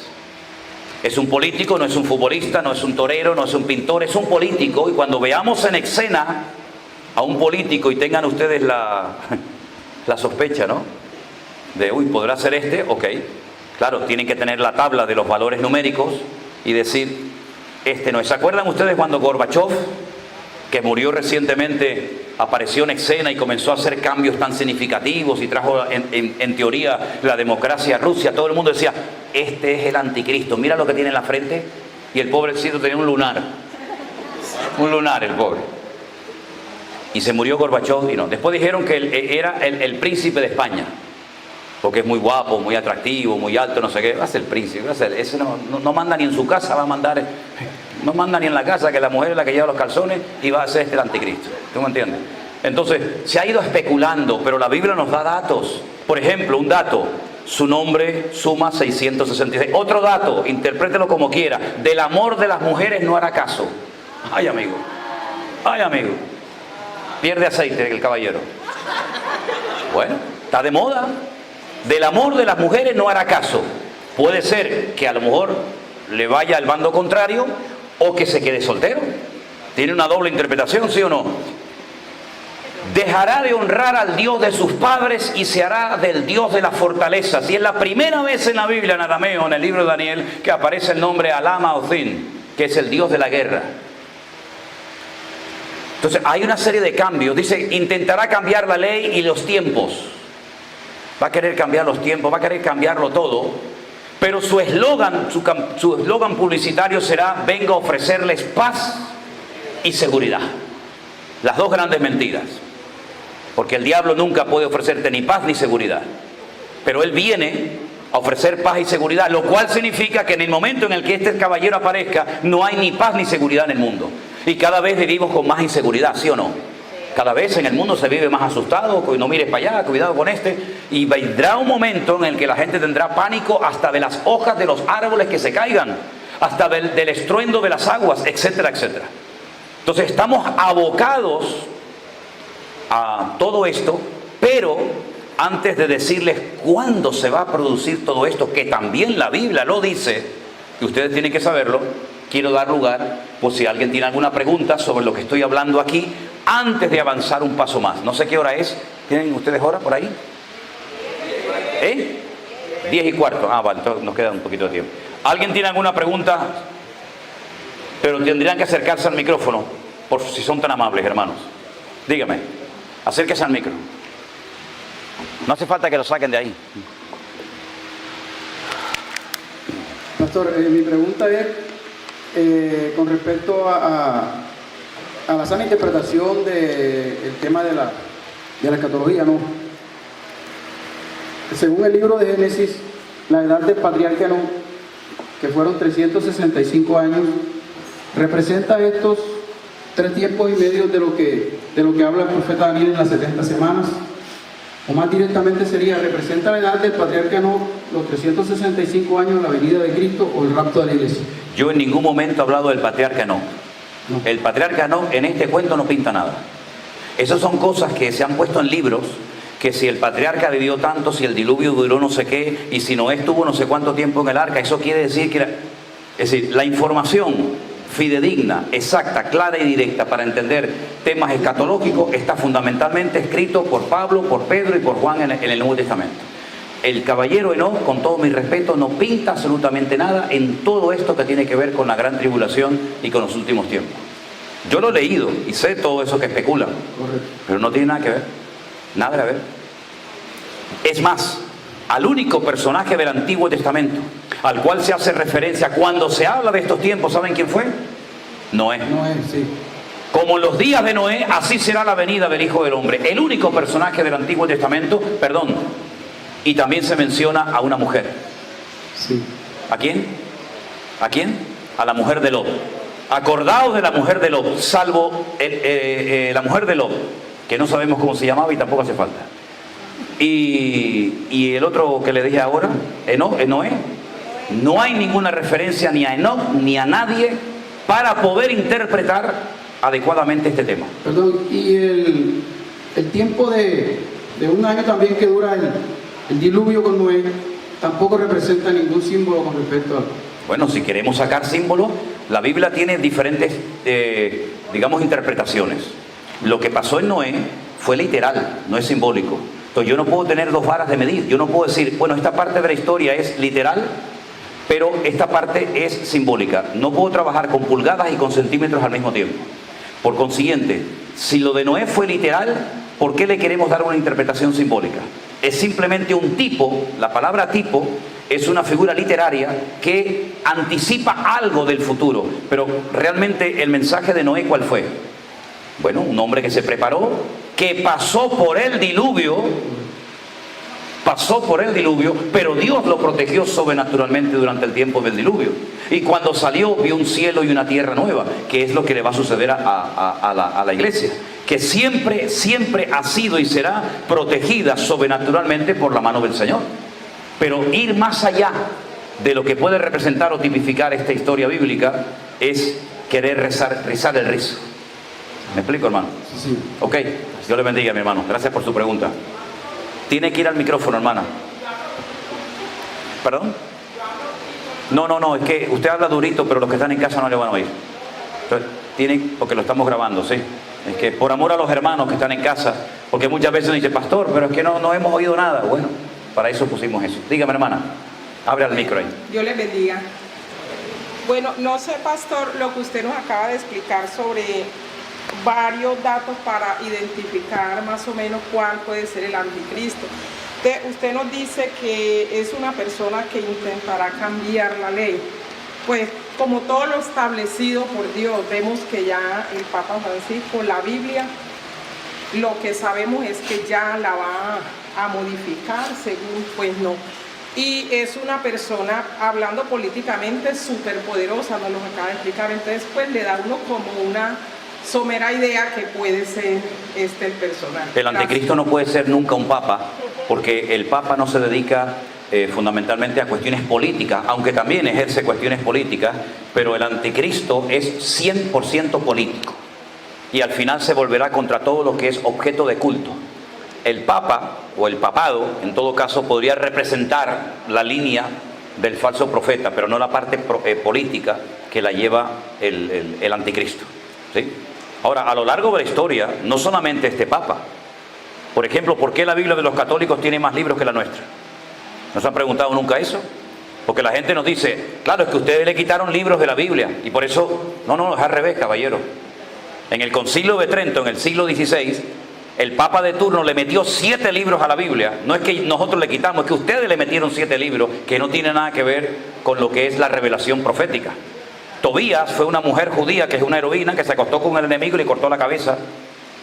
Sí, muy interesante. Los macabeos, ¿verdad? Que son los hijos de un personaje judío muy famoso, ¿verdad? Utilizaron la guerra para liberarse de la opresión de los griegos. Es historia judía, pero que no tiene nada que ver con la revelación de Dios. Entonces, a lo largo de la historia se metió el purgatorio, se metió el limbo, se metió los libros apócrifos, se metió la confesión auricular, se metió la adoración a la sagrada forma o la Eucaristía, etcétera, etcétera, etcétera. Y todo esto es señal de que hacen una mala utilización del poder para llevar a las multitudes a la ruina. España inventó la Santa Inquisición. Y la Santa Inquisición era que se le hacía un favor al hereje por decir que solamente la sangre de Cristo salva y perdona de los pecados, y había que hacerle un favor, había que purificarlo. ¿Y qué es lo que purifica? El fuego. Entonces le prendemos fuego a la señora. Y nos tienes que dar las gracias que te estemos quemando, porque eres tan pecador y tan blasfemo que te tengo que prender fuego para purificar tu alma. Fíjate a los extremos que llegó aquella gente, ¿verdad? Entonces, las barbaridades que se han hecho a lo largo de la historia, simplemente un pequeño botón de muestra de cómo esto va a ir en aumento y cómo va a ir a más. Hitler, que mató a 6 millones de judíos durante la Shoah, durante el Holocausto, eso no es nada en comparación con lo que el anticristo hará en los últimos tiempos. Desen cuenta que, por ejemplo, la Biblia sí habla de China, la Biblia sí habla de Rusia, la Biblia sí habla de Turquía, la Biblia sí habla de Europa. Y habrá una confederación que llegará hasta llegar a 200 millones de soldados. Claro, cuando Juan recibe en la isla de Patmos que 200 millones de gente van a ir armados hasta los dientes para atacar y destruir a Jerusalén, a Juan no le entra en la cabeza, porque en aquel momento en el mundo habría, ponle tú, 50 millones de gente. ¿Y de dónde van a salir 200 millones de soldados? Pero es que China ya tiene 150 millones de soldados, ya lo tienen ellos solos, ¿verdad? Por lo tanto, lo que ocurría, o lo que va a ocurrir en el futuro, para Juan era una cosa impensable. Imagínate cuando Juan vio pasar un F-16 bombardeando. Él nunca había visto un avión, él nunca había visto una bomba. Entonces dice, pues yo vi pasar una langosta muy grande que soltaba piedras como si fueran granizo, enormes, y salía fuego de sus bocas. Y lo que está viendo es un tanque de guerra, lo que está viendo es un bazooka, lo que está viendo es un misil transoceánico. Pero él no tenía el lenguaje para poder describir una batalla convencional del siglo XXI, donde con un botón matas a 1.000 millones de personas en décimas de segundo. Entonces el libro del Apocalipsis está limitado en cuanto al lenguaje, por eso él tiene que recurrir a caballos, a números, a colores. Por eso él dice que vio un dragón. El dragón no existe, un animal mitológico que iba detrás de una mujer, que es Israel, soltaba fuego por la boca. Bueno, está describiendo en su lenguaje tremendamente limitado batallas que hoy en día para nosotros es normal, por todo lo que sabemos que existe, pero en aquellos tiempos, pues para él, lógicamente, el arma más poderosa era una espada o una jabalina. Ya no había nada más poderoso que eso. Los romanos estuvieron 4 años en el desierto de Judea construyendo una rampa de tierra y de piedra para subir a lo alto de una montaña a matar a 1.000 judíos que se habían refugiado en lo alto de una montaña. 4 años. Hoy en día, en un segundo, bombardeas la montaña y la desapareces. Israel tiene armamento hoy en día que toda la gente sabe, que dice que los países más montañosos los deja planos como el desierto. Le cambia la orografía del país. Israel tiene protocolos, uno de ellos el protocolo Sansón, que dice, si nos quieren destruir, nosotros destruimos todo Medio Oriente en 7 minutos. Todo el Medio Oriente en 7 minutos lo destruimos. Por eso Israel, que es una miniatura de país, nadie se atreve a atacarlo porque sabe que como te ataque, te destruye. Israel ha hecho guerras en una semana y ha destruido a cientos de miles y miles de soldados en una semana. Toda la aviación de Egipto, toda la aviación de Libia, toda la aviación de Siria, de otros países la destruyó en décimas de segundo. Y la ONU tuvo que decir, no sigan, paren, porque esto como sigan así nos destruyen a todos. Pero todo eso lo contó Juan en un lenguaje lógicamente muy limitado. Perdón, hermana, ¿tienes una pregunta? Acércate al micro para que te oigamos. Bendiciones, pastor. Bájale el micro, Luis, que no se oye. ¿Me pueden poner un poquito de aire por aquí, si son tan amables? Porque me estoy asando como un pollo, Pastor, cuando... Empecé la reunión hoy con 80 kilos, ya voy por 67. No me va a conocer mi mujer cuando va y dice, ay, ¿qué le hicieron a mi marido? Diga, perdón, hermana, perdón. Pastor, cuando en Primera de Corintios habla que al final de la trompeta viene lo que es la primera resurrección. Sí, sí. Y el arrebatamiento de la iglesia, pues mi pregunta es la siguiente. ¿Esa resurrección va a ser evidente para el resto de la humanidad? Hombre. ¿Se va a hacer evidente? ¿Qué le parece a usted si de repente desaparecen del mundo 1.000 millones de personas? Que se dice que es más o menos el número de cristianos que hay hoy en día en el mundo. Imagínense. En cuanto al arrebatamiento y en cuanto a la resurrección. Pues idem de lo mismo. Imagínese usted miles y miles, por no decir millones de cementerios en el mundo que de repente desaparezcan un montón de muertos. Por ejemplo, en Galicia, de donde es mi mujer, en el pueblo, como los católicos no enterraban a los protestantes, sino que los tiraban, porque eran perros, no eran dignos de sepultura, los ingleses, que fueron los que fundaron la iglesia, compraron un terreno para poder enterrar a los hermanos de la iglesia. Allí está enterrado el papá de mi esposa, su abuela, su bisabuela, su tatarabuela, porque ella es de muchas generaciones. Imagínense cuando todo ese cementerio de creyentes desaparezcan. Claro que va a ser muy evidente, va a ser tremendamente evidente. Gracias, muy evidente. Pastor. Gracias, pastor. Ahora, déjeme que les diga una cosa. La Biblia habla de 2 resurrecciones, ¿sí? ¿Que hablo más alto? ¿Hablo? Como me están haciendo así. A ti. Okay. Primera resurrección aquí. La primera resurrección. Pero esta es para vida.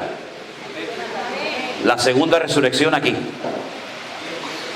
Segunda resurrección.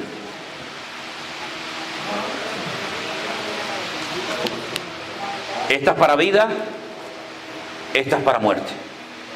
¿Sí? ¿Qué ocurre cuando termina la gran tribulación? Bueno, la gran tribulación termina con una batalla terrible que se llama la batalla de Armagedón, en el valle de Josafat o el valle de Meguido. Para mí es uno de los valles y de las panorámicas más hermosas que se puede contemplar en el mundo. Es un lugar que yo llevo muchas veces a la gente a un monasterio católico, que es el monasterio de los padres o de los curas carmelitas, y en lo alto de la azotea te dejan subir, y cuando llegas arriba ves todo el valle de Meguido delante de tus narices, desde el monte Hermón, allí en el norte, hasta el mar Mediterráneo, ¿verdad? Todo ese valle se llenará de millones y millones de soldados, de tanques, de aviones, de armamento. Y dice la Biblia que así termina la gran tribulación. Cuando el anticristo logra juntar a las naciones árabes, logra juntar a Europa, logra juntar a millones de personas para decir, vamos a destruir a este pueblo definitivamente para siempre, cuando ya Israel ya no dé más, y esté agotado y ya esté con la soga al cuello, porque dice que habrá tanto derramamiento de sangre que la sangre llegará a la altura de los caballos, porque es como un lagar, es como una olla, y dice el Señor, y yo los traeré a ese lugar, y allí los pisaré, como se pisa las uvas en el lagar. Cuando termine la batalla, después de clamar al Señor, ¿verdad? Y entonces cuando viene el Señor en las nubes, y todo ojo le verá, y toda rodilla se doblará, y toda lengua confesará que Él es el Señor, para gloria de Dios Padre. Cuando termine la batalla estarán 7 años quemando el armamento y 7 meses enterrando muertos, día tras día, turnos de 24 horas, enterrando a millones de personas que perdieron la vida en el campo de batalla. Esa es la batalla de Armagedón.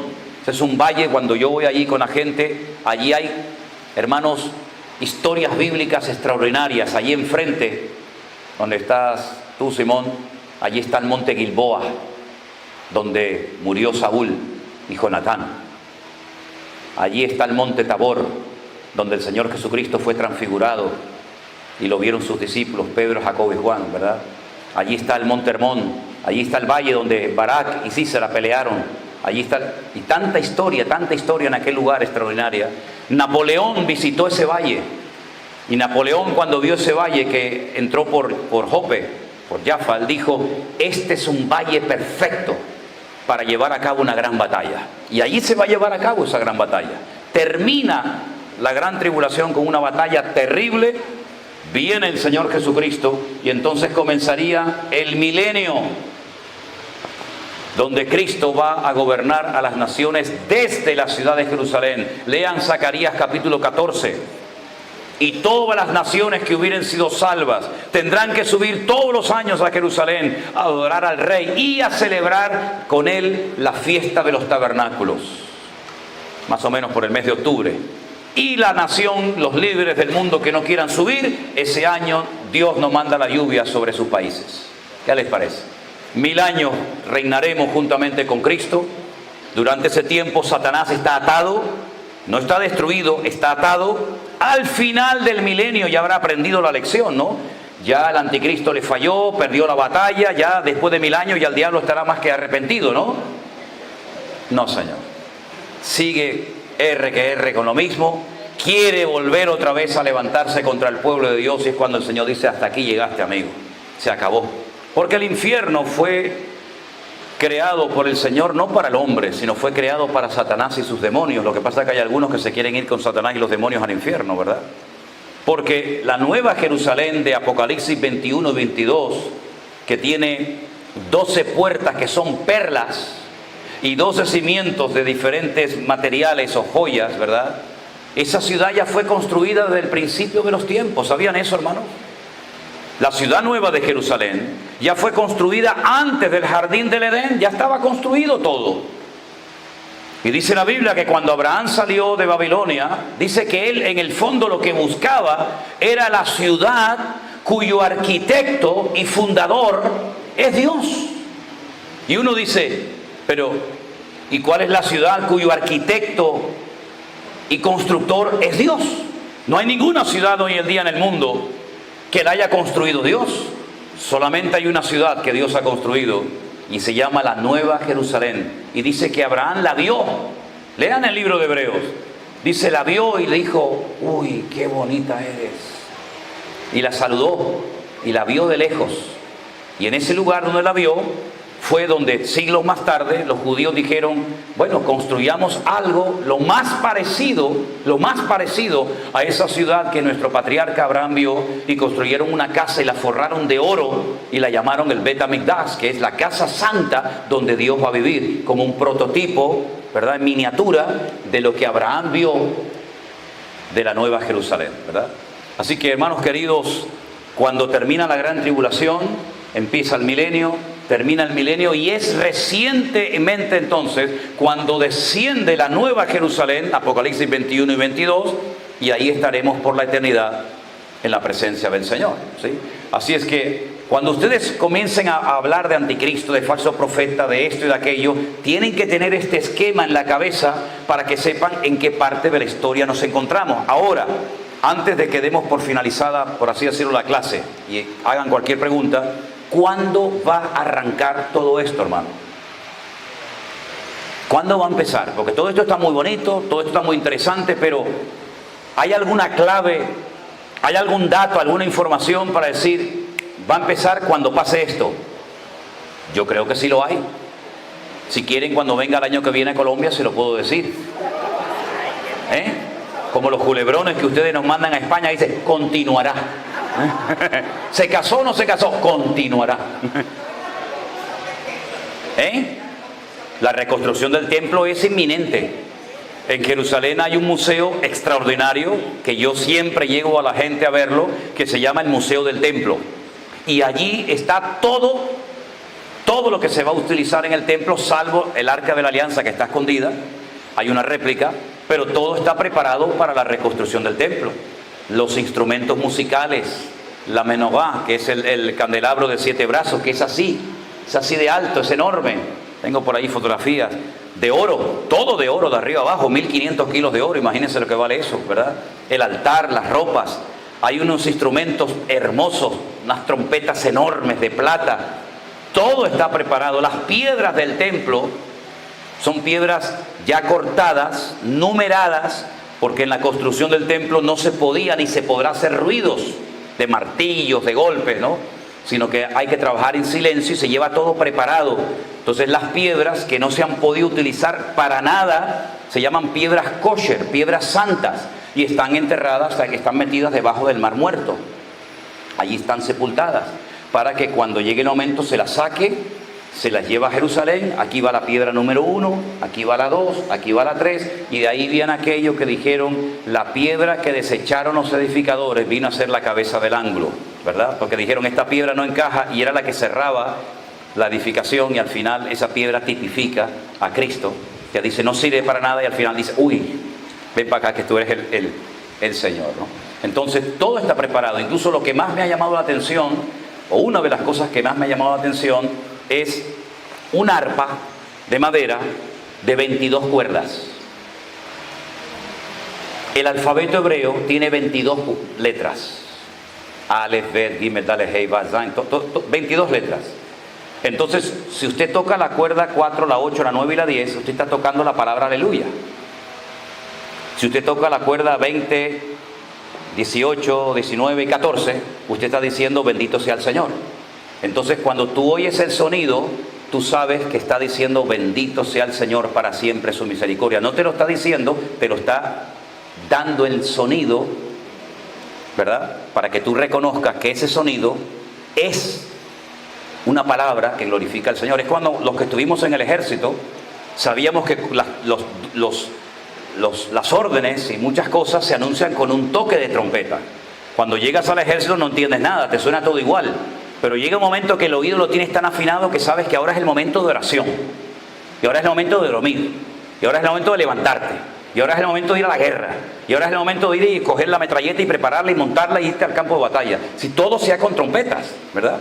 Como en un barco, se da todo con un silbato. Con un silbato se dan las órdenes. Bueno, pues hay instrumentos que se tocan y tocan música bíblica. Bueno, pero esto es otro tema para otro día. Entonces, hay un punto de partida para la reconstrucción del templo, y es lo que se llama en hebreo, aprendan esta frase, pará adumá. Pará significa vaca en hebreo. Adumá es el color rojo. La vaca roja. Los judíos están esperando que aparezca una vaca roja, de pelos totalmente pelirrojos. No puede tener ninguno blanco, negro, no, todos tienen que ser iguales. Porque esa vaca, según el libro de Números, se tiene que poner sobre el altar, se tiene que sacrificar, se tiene que quemar, y con las cenizas se tiene que purificar la explanada del templo para poder reconstruirlo, ¿vale? Como esa vaca no ha aparecido, todos están esperando a que aparezca, y bueno, yo qué sé, son esas cosas que nos suenan raras, pero es la pura realidad. Pero todo está listo, todo está preparado. Ahora bien, ¿cuál es el punto de partida? Bueno, vamos a leerlo y ya con esto vamos concluyendo, ¿les parece? En Tesalonicenses, una de las cartas que el apóstol Pablo le escribe a esta iglesia, segunda de Tesalonicenses, por favor, capítulo 2. Luis, ¿me borras? En el versículo 1, sí, todo. Segunda de Tesalonicenses 2:1. Presten atención al orden. Estos son como los eslabones de una cadena. Un texto te lleva al otro y así sucesivamente. Escuchen. Versículo 1. Con respecto a la venida de nuestro Señor Jesucristo y nuestra reunión con Él. Ahora, antes de seguir leyendo, permítame decir que el Nuevo Testamento se escribió en griego.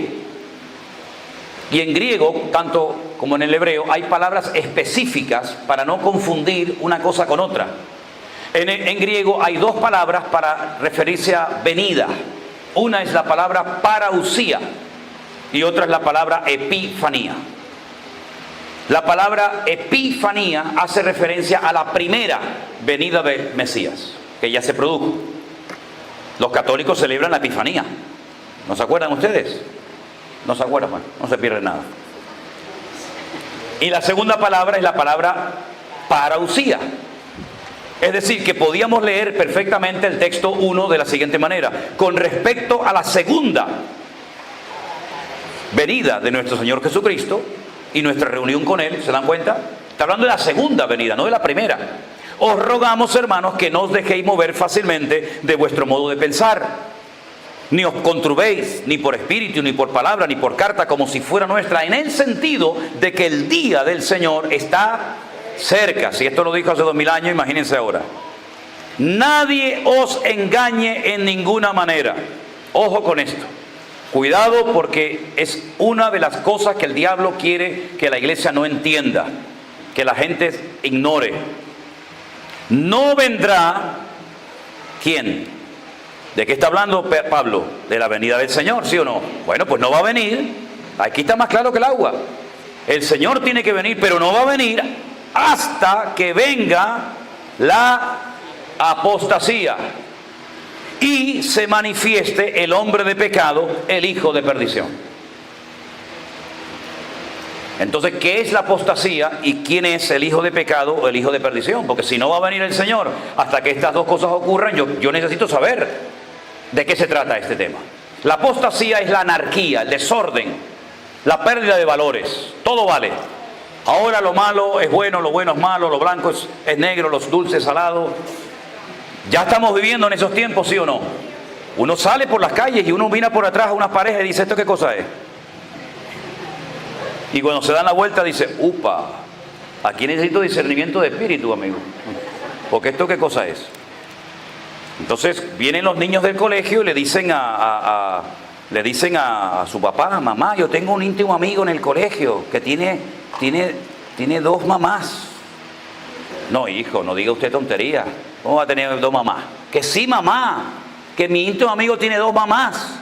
Y entonces la madre va al colegio y dice, a ver, ¿qué rollo me estás contando? Tú dices, mire, y entonces tú te encuentras a 2 señoras que han adoptado un niño y el niño pequeñito dice, yo tengo 2 mamás. Yo no tengo papá, yo tengo 2 mamás. O el que dice, tengo 2 papás. Bueno, eso hace unos años, eso era impensable. Eso era impensable. Pero es que hoy en día eso es normal. ¿Sí o no? Eso es normal. Bueno, hace poco salió en Europa un señor que dijo, tengo ganas de comerme a un hombre. Y lo publicó en internet. Entonces imagínense si el pastor Manolo Sierra pone mañana en el Facebook, hermano, tengo ganas de comerme a uno. Pero lo peor no es eso. Lo peor es que uno le contestó y le dijo, pues aquí estoy yo, cómeme. Pero vamos a ver, ¿usted me está hablando en serio? Sí, le estoy hablando en serio. Y el tipo fue y le cortó un brazo y se lo comió. Bueno, hasta esos extremos hemos llegado. Hasta esos extremos hemos llegado. Si la maldad, dijo el Señor, se va a multiplicar, ¿por cuánto? No lo sé, pero la maldad va a ir en aumento. ¿Qué más quisiera yo decirle, hermano? No se preocupen, esto en 2 años, esto es el paraíso terrenal. Todo el mundo va a tener trabajo, va a haber un respeto tremendo, el país se va a levantar, vamos a ser prósperos. Es que yo no les puedo mentir. Esto se va al garete, como dicen los marineros. Esto es cuesta abajo y sin freno. Es así. Hijos que matan a los padres, padres que matan a los hijos. Esto es un desorden total. Esto es lo que la Biblia llama la apostasía, donde Dios molesta, Dios no sirve para nada. Vaya usted a cualquier universidad de Colombia o del mundo. Chacho, eso es Sodoma y Gomorra. Eso es terrible. Hoy en día una niña de 12, 13, 14 años te da clases y te dice cómo es y cómo no es. Eso tenía que venir antes de que viniera el Señor, como los días de Noé. ¿Por qué dijo el Señor, basta, se acabó? Porque terminaron acostándose hasta con los demonios. Se acostaron los hombres y las mujeres con demonios. Que hoy en día en el satanismo se practica eso. Súcubo e incubo se llama. Y tienen relaciones con demonios y sienten lo mismo que si se acostara con un hombre o con una mujer. Una perversión a la máxima potencia, ¿verdad? Donde todo vale, la zoofilia y todo. ¿Eso está allá entre nosotros? Sí, mi hermano, eso está allá. Vaya usted a Europa. Yo vengo de las Islas Canarias. Las Islas Canarias, esa gente allí, ¿de qué vive? Allí no hay pesca, allí no hay agricultura, allí no hay fábricas de nada, allí no tenemos nada, allí lo que tenemos sol y playa, todo el año, sol y playa. ¿Y quién viene a las Islas Canarias? Pues alemanes, ingleses, franceses, suecos, italianos. ¿A qué? A hacer lo que no se atreven a hacer en sus países. Y usted va a una playa en Canarias y te dice, wow, mamma mía. Y usted se puede encontrar allí pues todo lo que se imagina y más. Y vivimos de eso. Hoteles, restaurantes, cafeterías, conserjes, todo vive en torno a Sodoma y Gomorra. Usted puede ir por las calles de cualquier parte del sur de las Islas Canarias y usted va a ver allí lo que a lo mejor no ha visto en su vida. Ya está entre nosotros la apostasía. En las iglesias nunca ha habido tanta descomposición moral y espiritual en las iglesias cristianas como hoy en día. Vaya iglesia, este se casó, el otro se divorció, el otro se arrimó a este, el pastor se casó con esta, ahora se casó con la jovencita del piano, no, pero ahora la del piano era la mujer del otro, no, pero es que la mujer del otro resulta que era entre la trompetista, pero esto es un relajo, esto es un relajo, este hombre es pastor. Este hombre se ha acostado con 3 o 4 muchachas, ha tenido relaciones con esta, y este hombre es pastor, este hombre es para meterlo en la cárcel 30 años, en Alcatraz, y tirar la llave al agua. Y eso es normal hoy en día. Pastores que se llevan la plata de la gente, y una inmoralidad, divorcios, separaciones, gente que predica que tú dices, pero usted cómo se puede llamar pastor y siervo de Dios cuando usted le debe plata a toda la ciudad, cuando usted es un ladrón, cuando usted es un corrupto, cuando eso existe hoy en día. Todo eso, hermano, no nos tiene que desanimar, sino decir, Dios mío, yo sé que tú vienes pronto. Porque esta es una de las señales, pero la segunda que la hemos leído, y se manifieste el hombre de pecado o el hijo de perdición, es el mismo.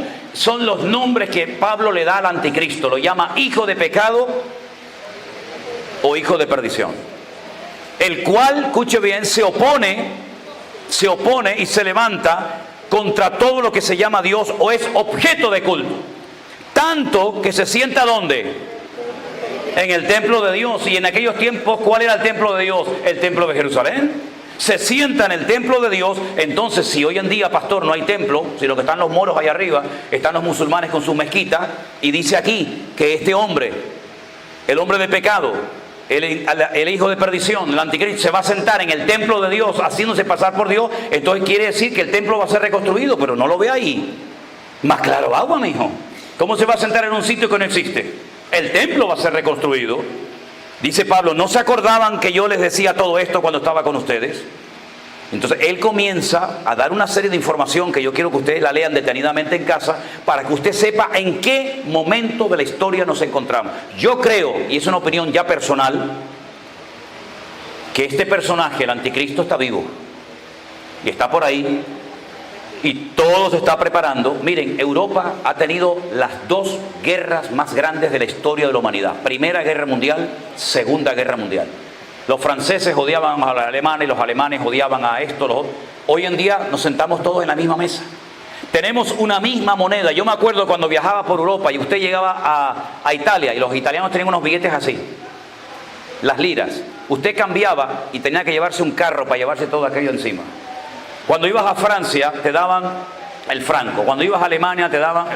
Hoy en día una moneda para toda Europa, una policía para toda Europa, un ejército para toda Europa, una sede central en Bruselas, donde vamos a abrir una iglesia recientemente y yo voy a estar ahí dentro de unas semanas en Bélgica, donde hay una máquina, una computadora que la llaman la bestia, que son edificios enteros, donde está el nombre, la dirección, el apellido, la cuenta bancaria, absolutamente todo de todos los habitantes, dicen de Europa, pero yo creo que hasta del mundo. Lo que se dice allí lo tiene que cumplir el español, el francés, el italiano, todo el mundo. ¿Se da cuenta? Ya no hay fronteras. En Europa no hay fronteras. Usted no tiene que llegar y decir, ay, el pasaporte se me olvidó. No, no. Usted puede ir con su coche desde Portugal hasta la otra punta de Europa. No hay fronteras. Eso era impensable hace unos años. Y lo que está diciendo Europa, lo que necesitamos es un gobierno fuerte, que no diga uno blanco y uno negro, sino necesitamos a un líder mundial. Lo dijo recientemente el Papa. Yo estuve en Roma hace muy poco tiempo y se hizo un culto de oración donde estuvieron los diferentes líderes de las naciones, ¿verdad? Y este hombre dijo que lo que hace falta es un líder mundial, uno solo que nos gobierne a todos. Y nosotros sabemos que eso se va a dar.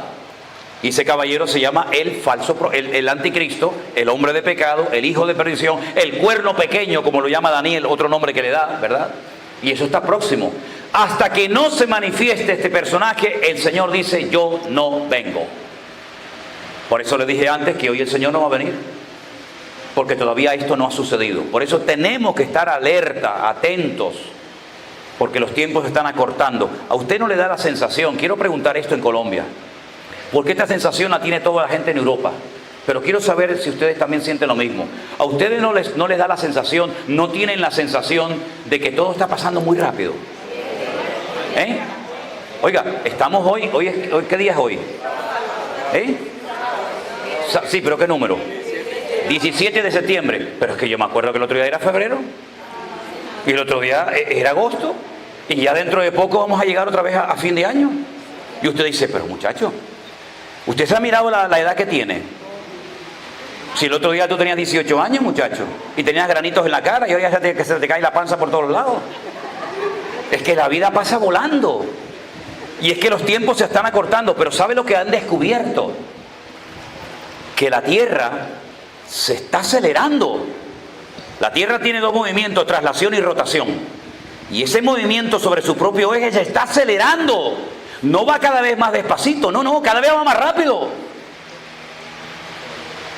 Y el universo, nuestro barrio donde vivimos, se está moviendo, se está desplazando cada vez más rápido. Y por eso esa sensación de que cada vez todo ocurre más rápido, es una ley física, todo se acelera. Y dijo el Señor, y si aquellos días yo no los acorto, nadie sería salvo. ¿Y saben por qué? Porque Satanás, que no es, perdonen la expresión, no es un estúpido, sino fue un ser que el Señor cuando terminó de hacerlo, porque Satanás no es un ser eterno, Satanás es un ser creado. Cuando el Señor lo terminó, miren lo que dijo. No dijo eso ni de Adán.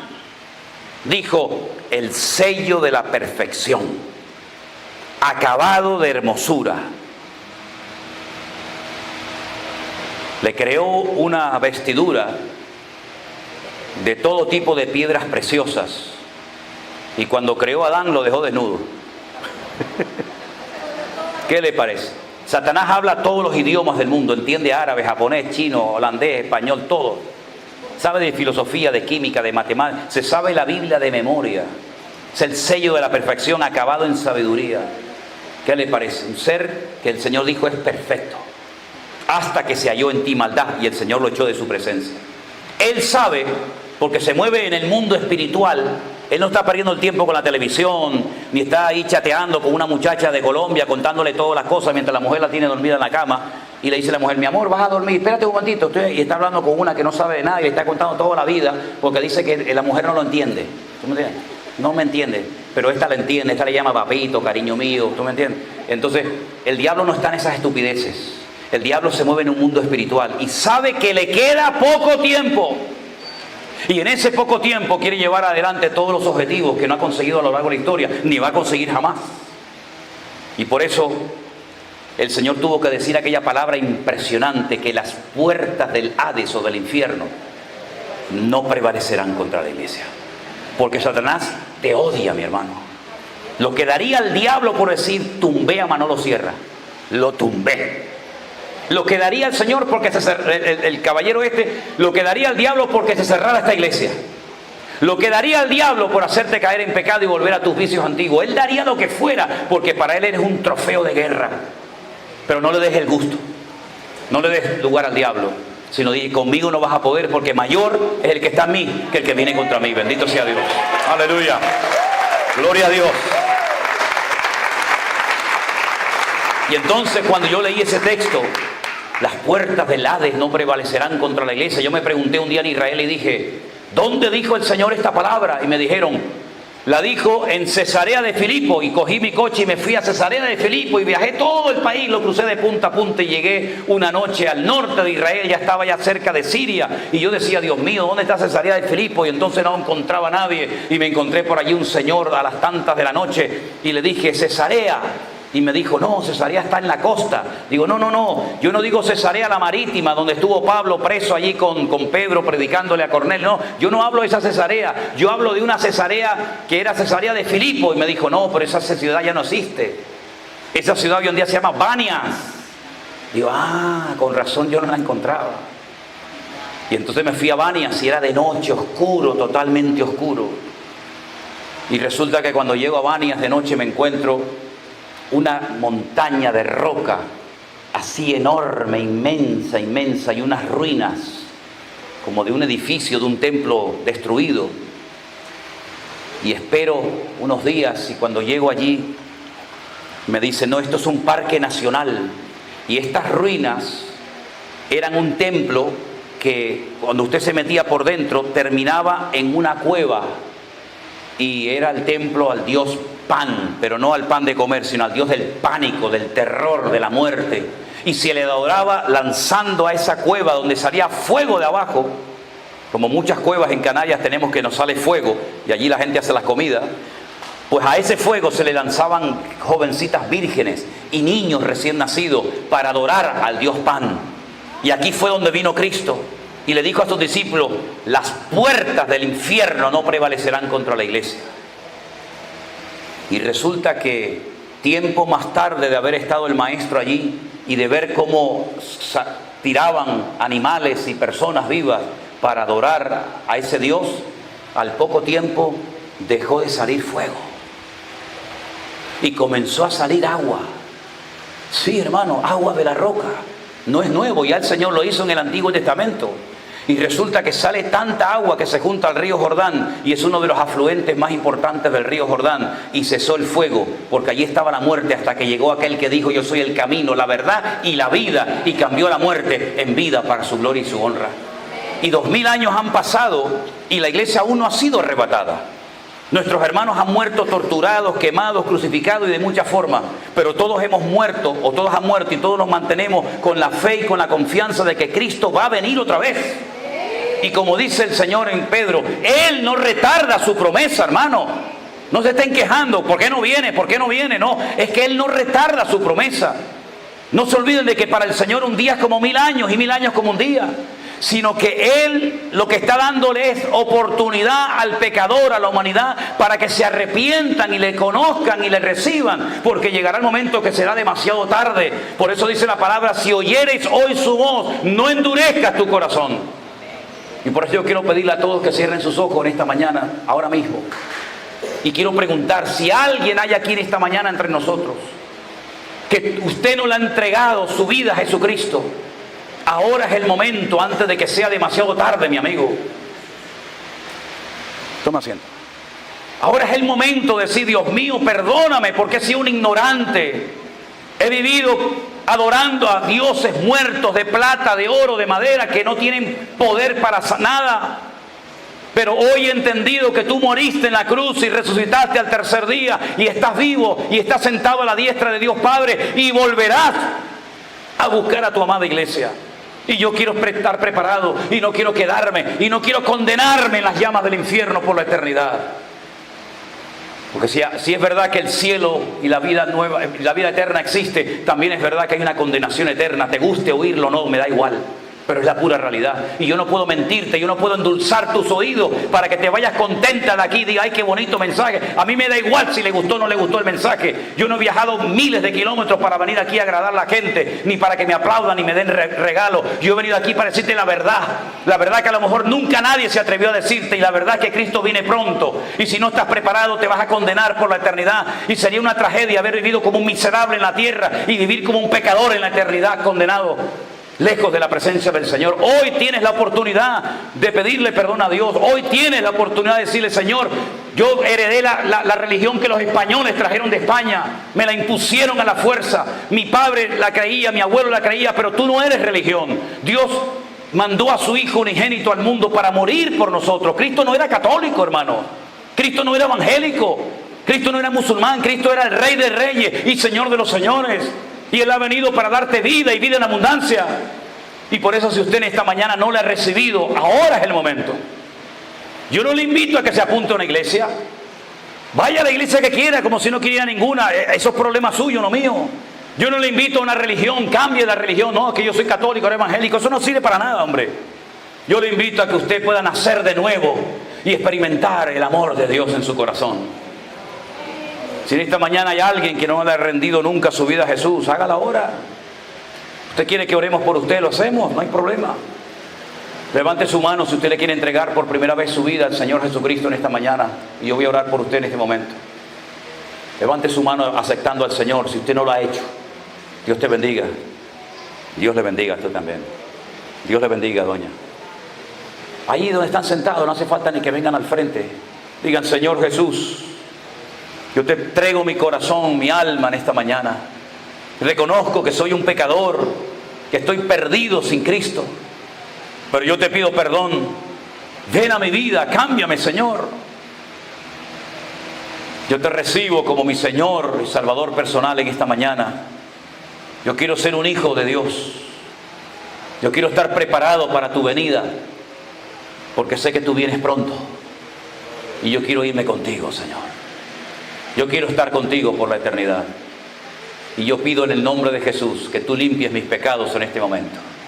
Yo me rindo a ti. Te lo pido con todo mi corazón. En el nombre de Jesús. Amén. Y amén. Dale ese fuerte aplauso al Señor en esta mañana, hermano querido. Dios le bendiga. Aleluya. Gloria a Dios. Gloria a Dios. Alabado sea tu nombre, mi Señor Jesús. Espero que haya quedado todo claro. Si así no ha sido, pues no sé la hora que tenemos, pero si usted quiere hacer alguna pregunta acerca de los acontecimientos finales, acerca de algo que a lo mejor no haya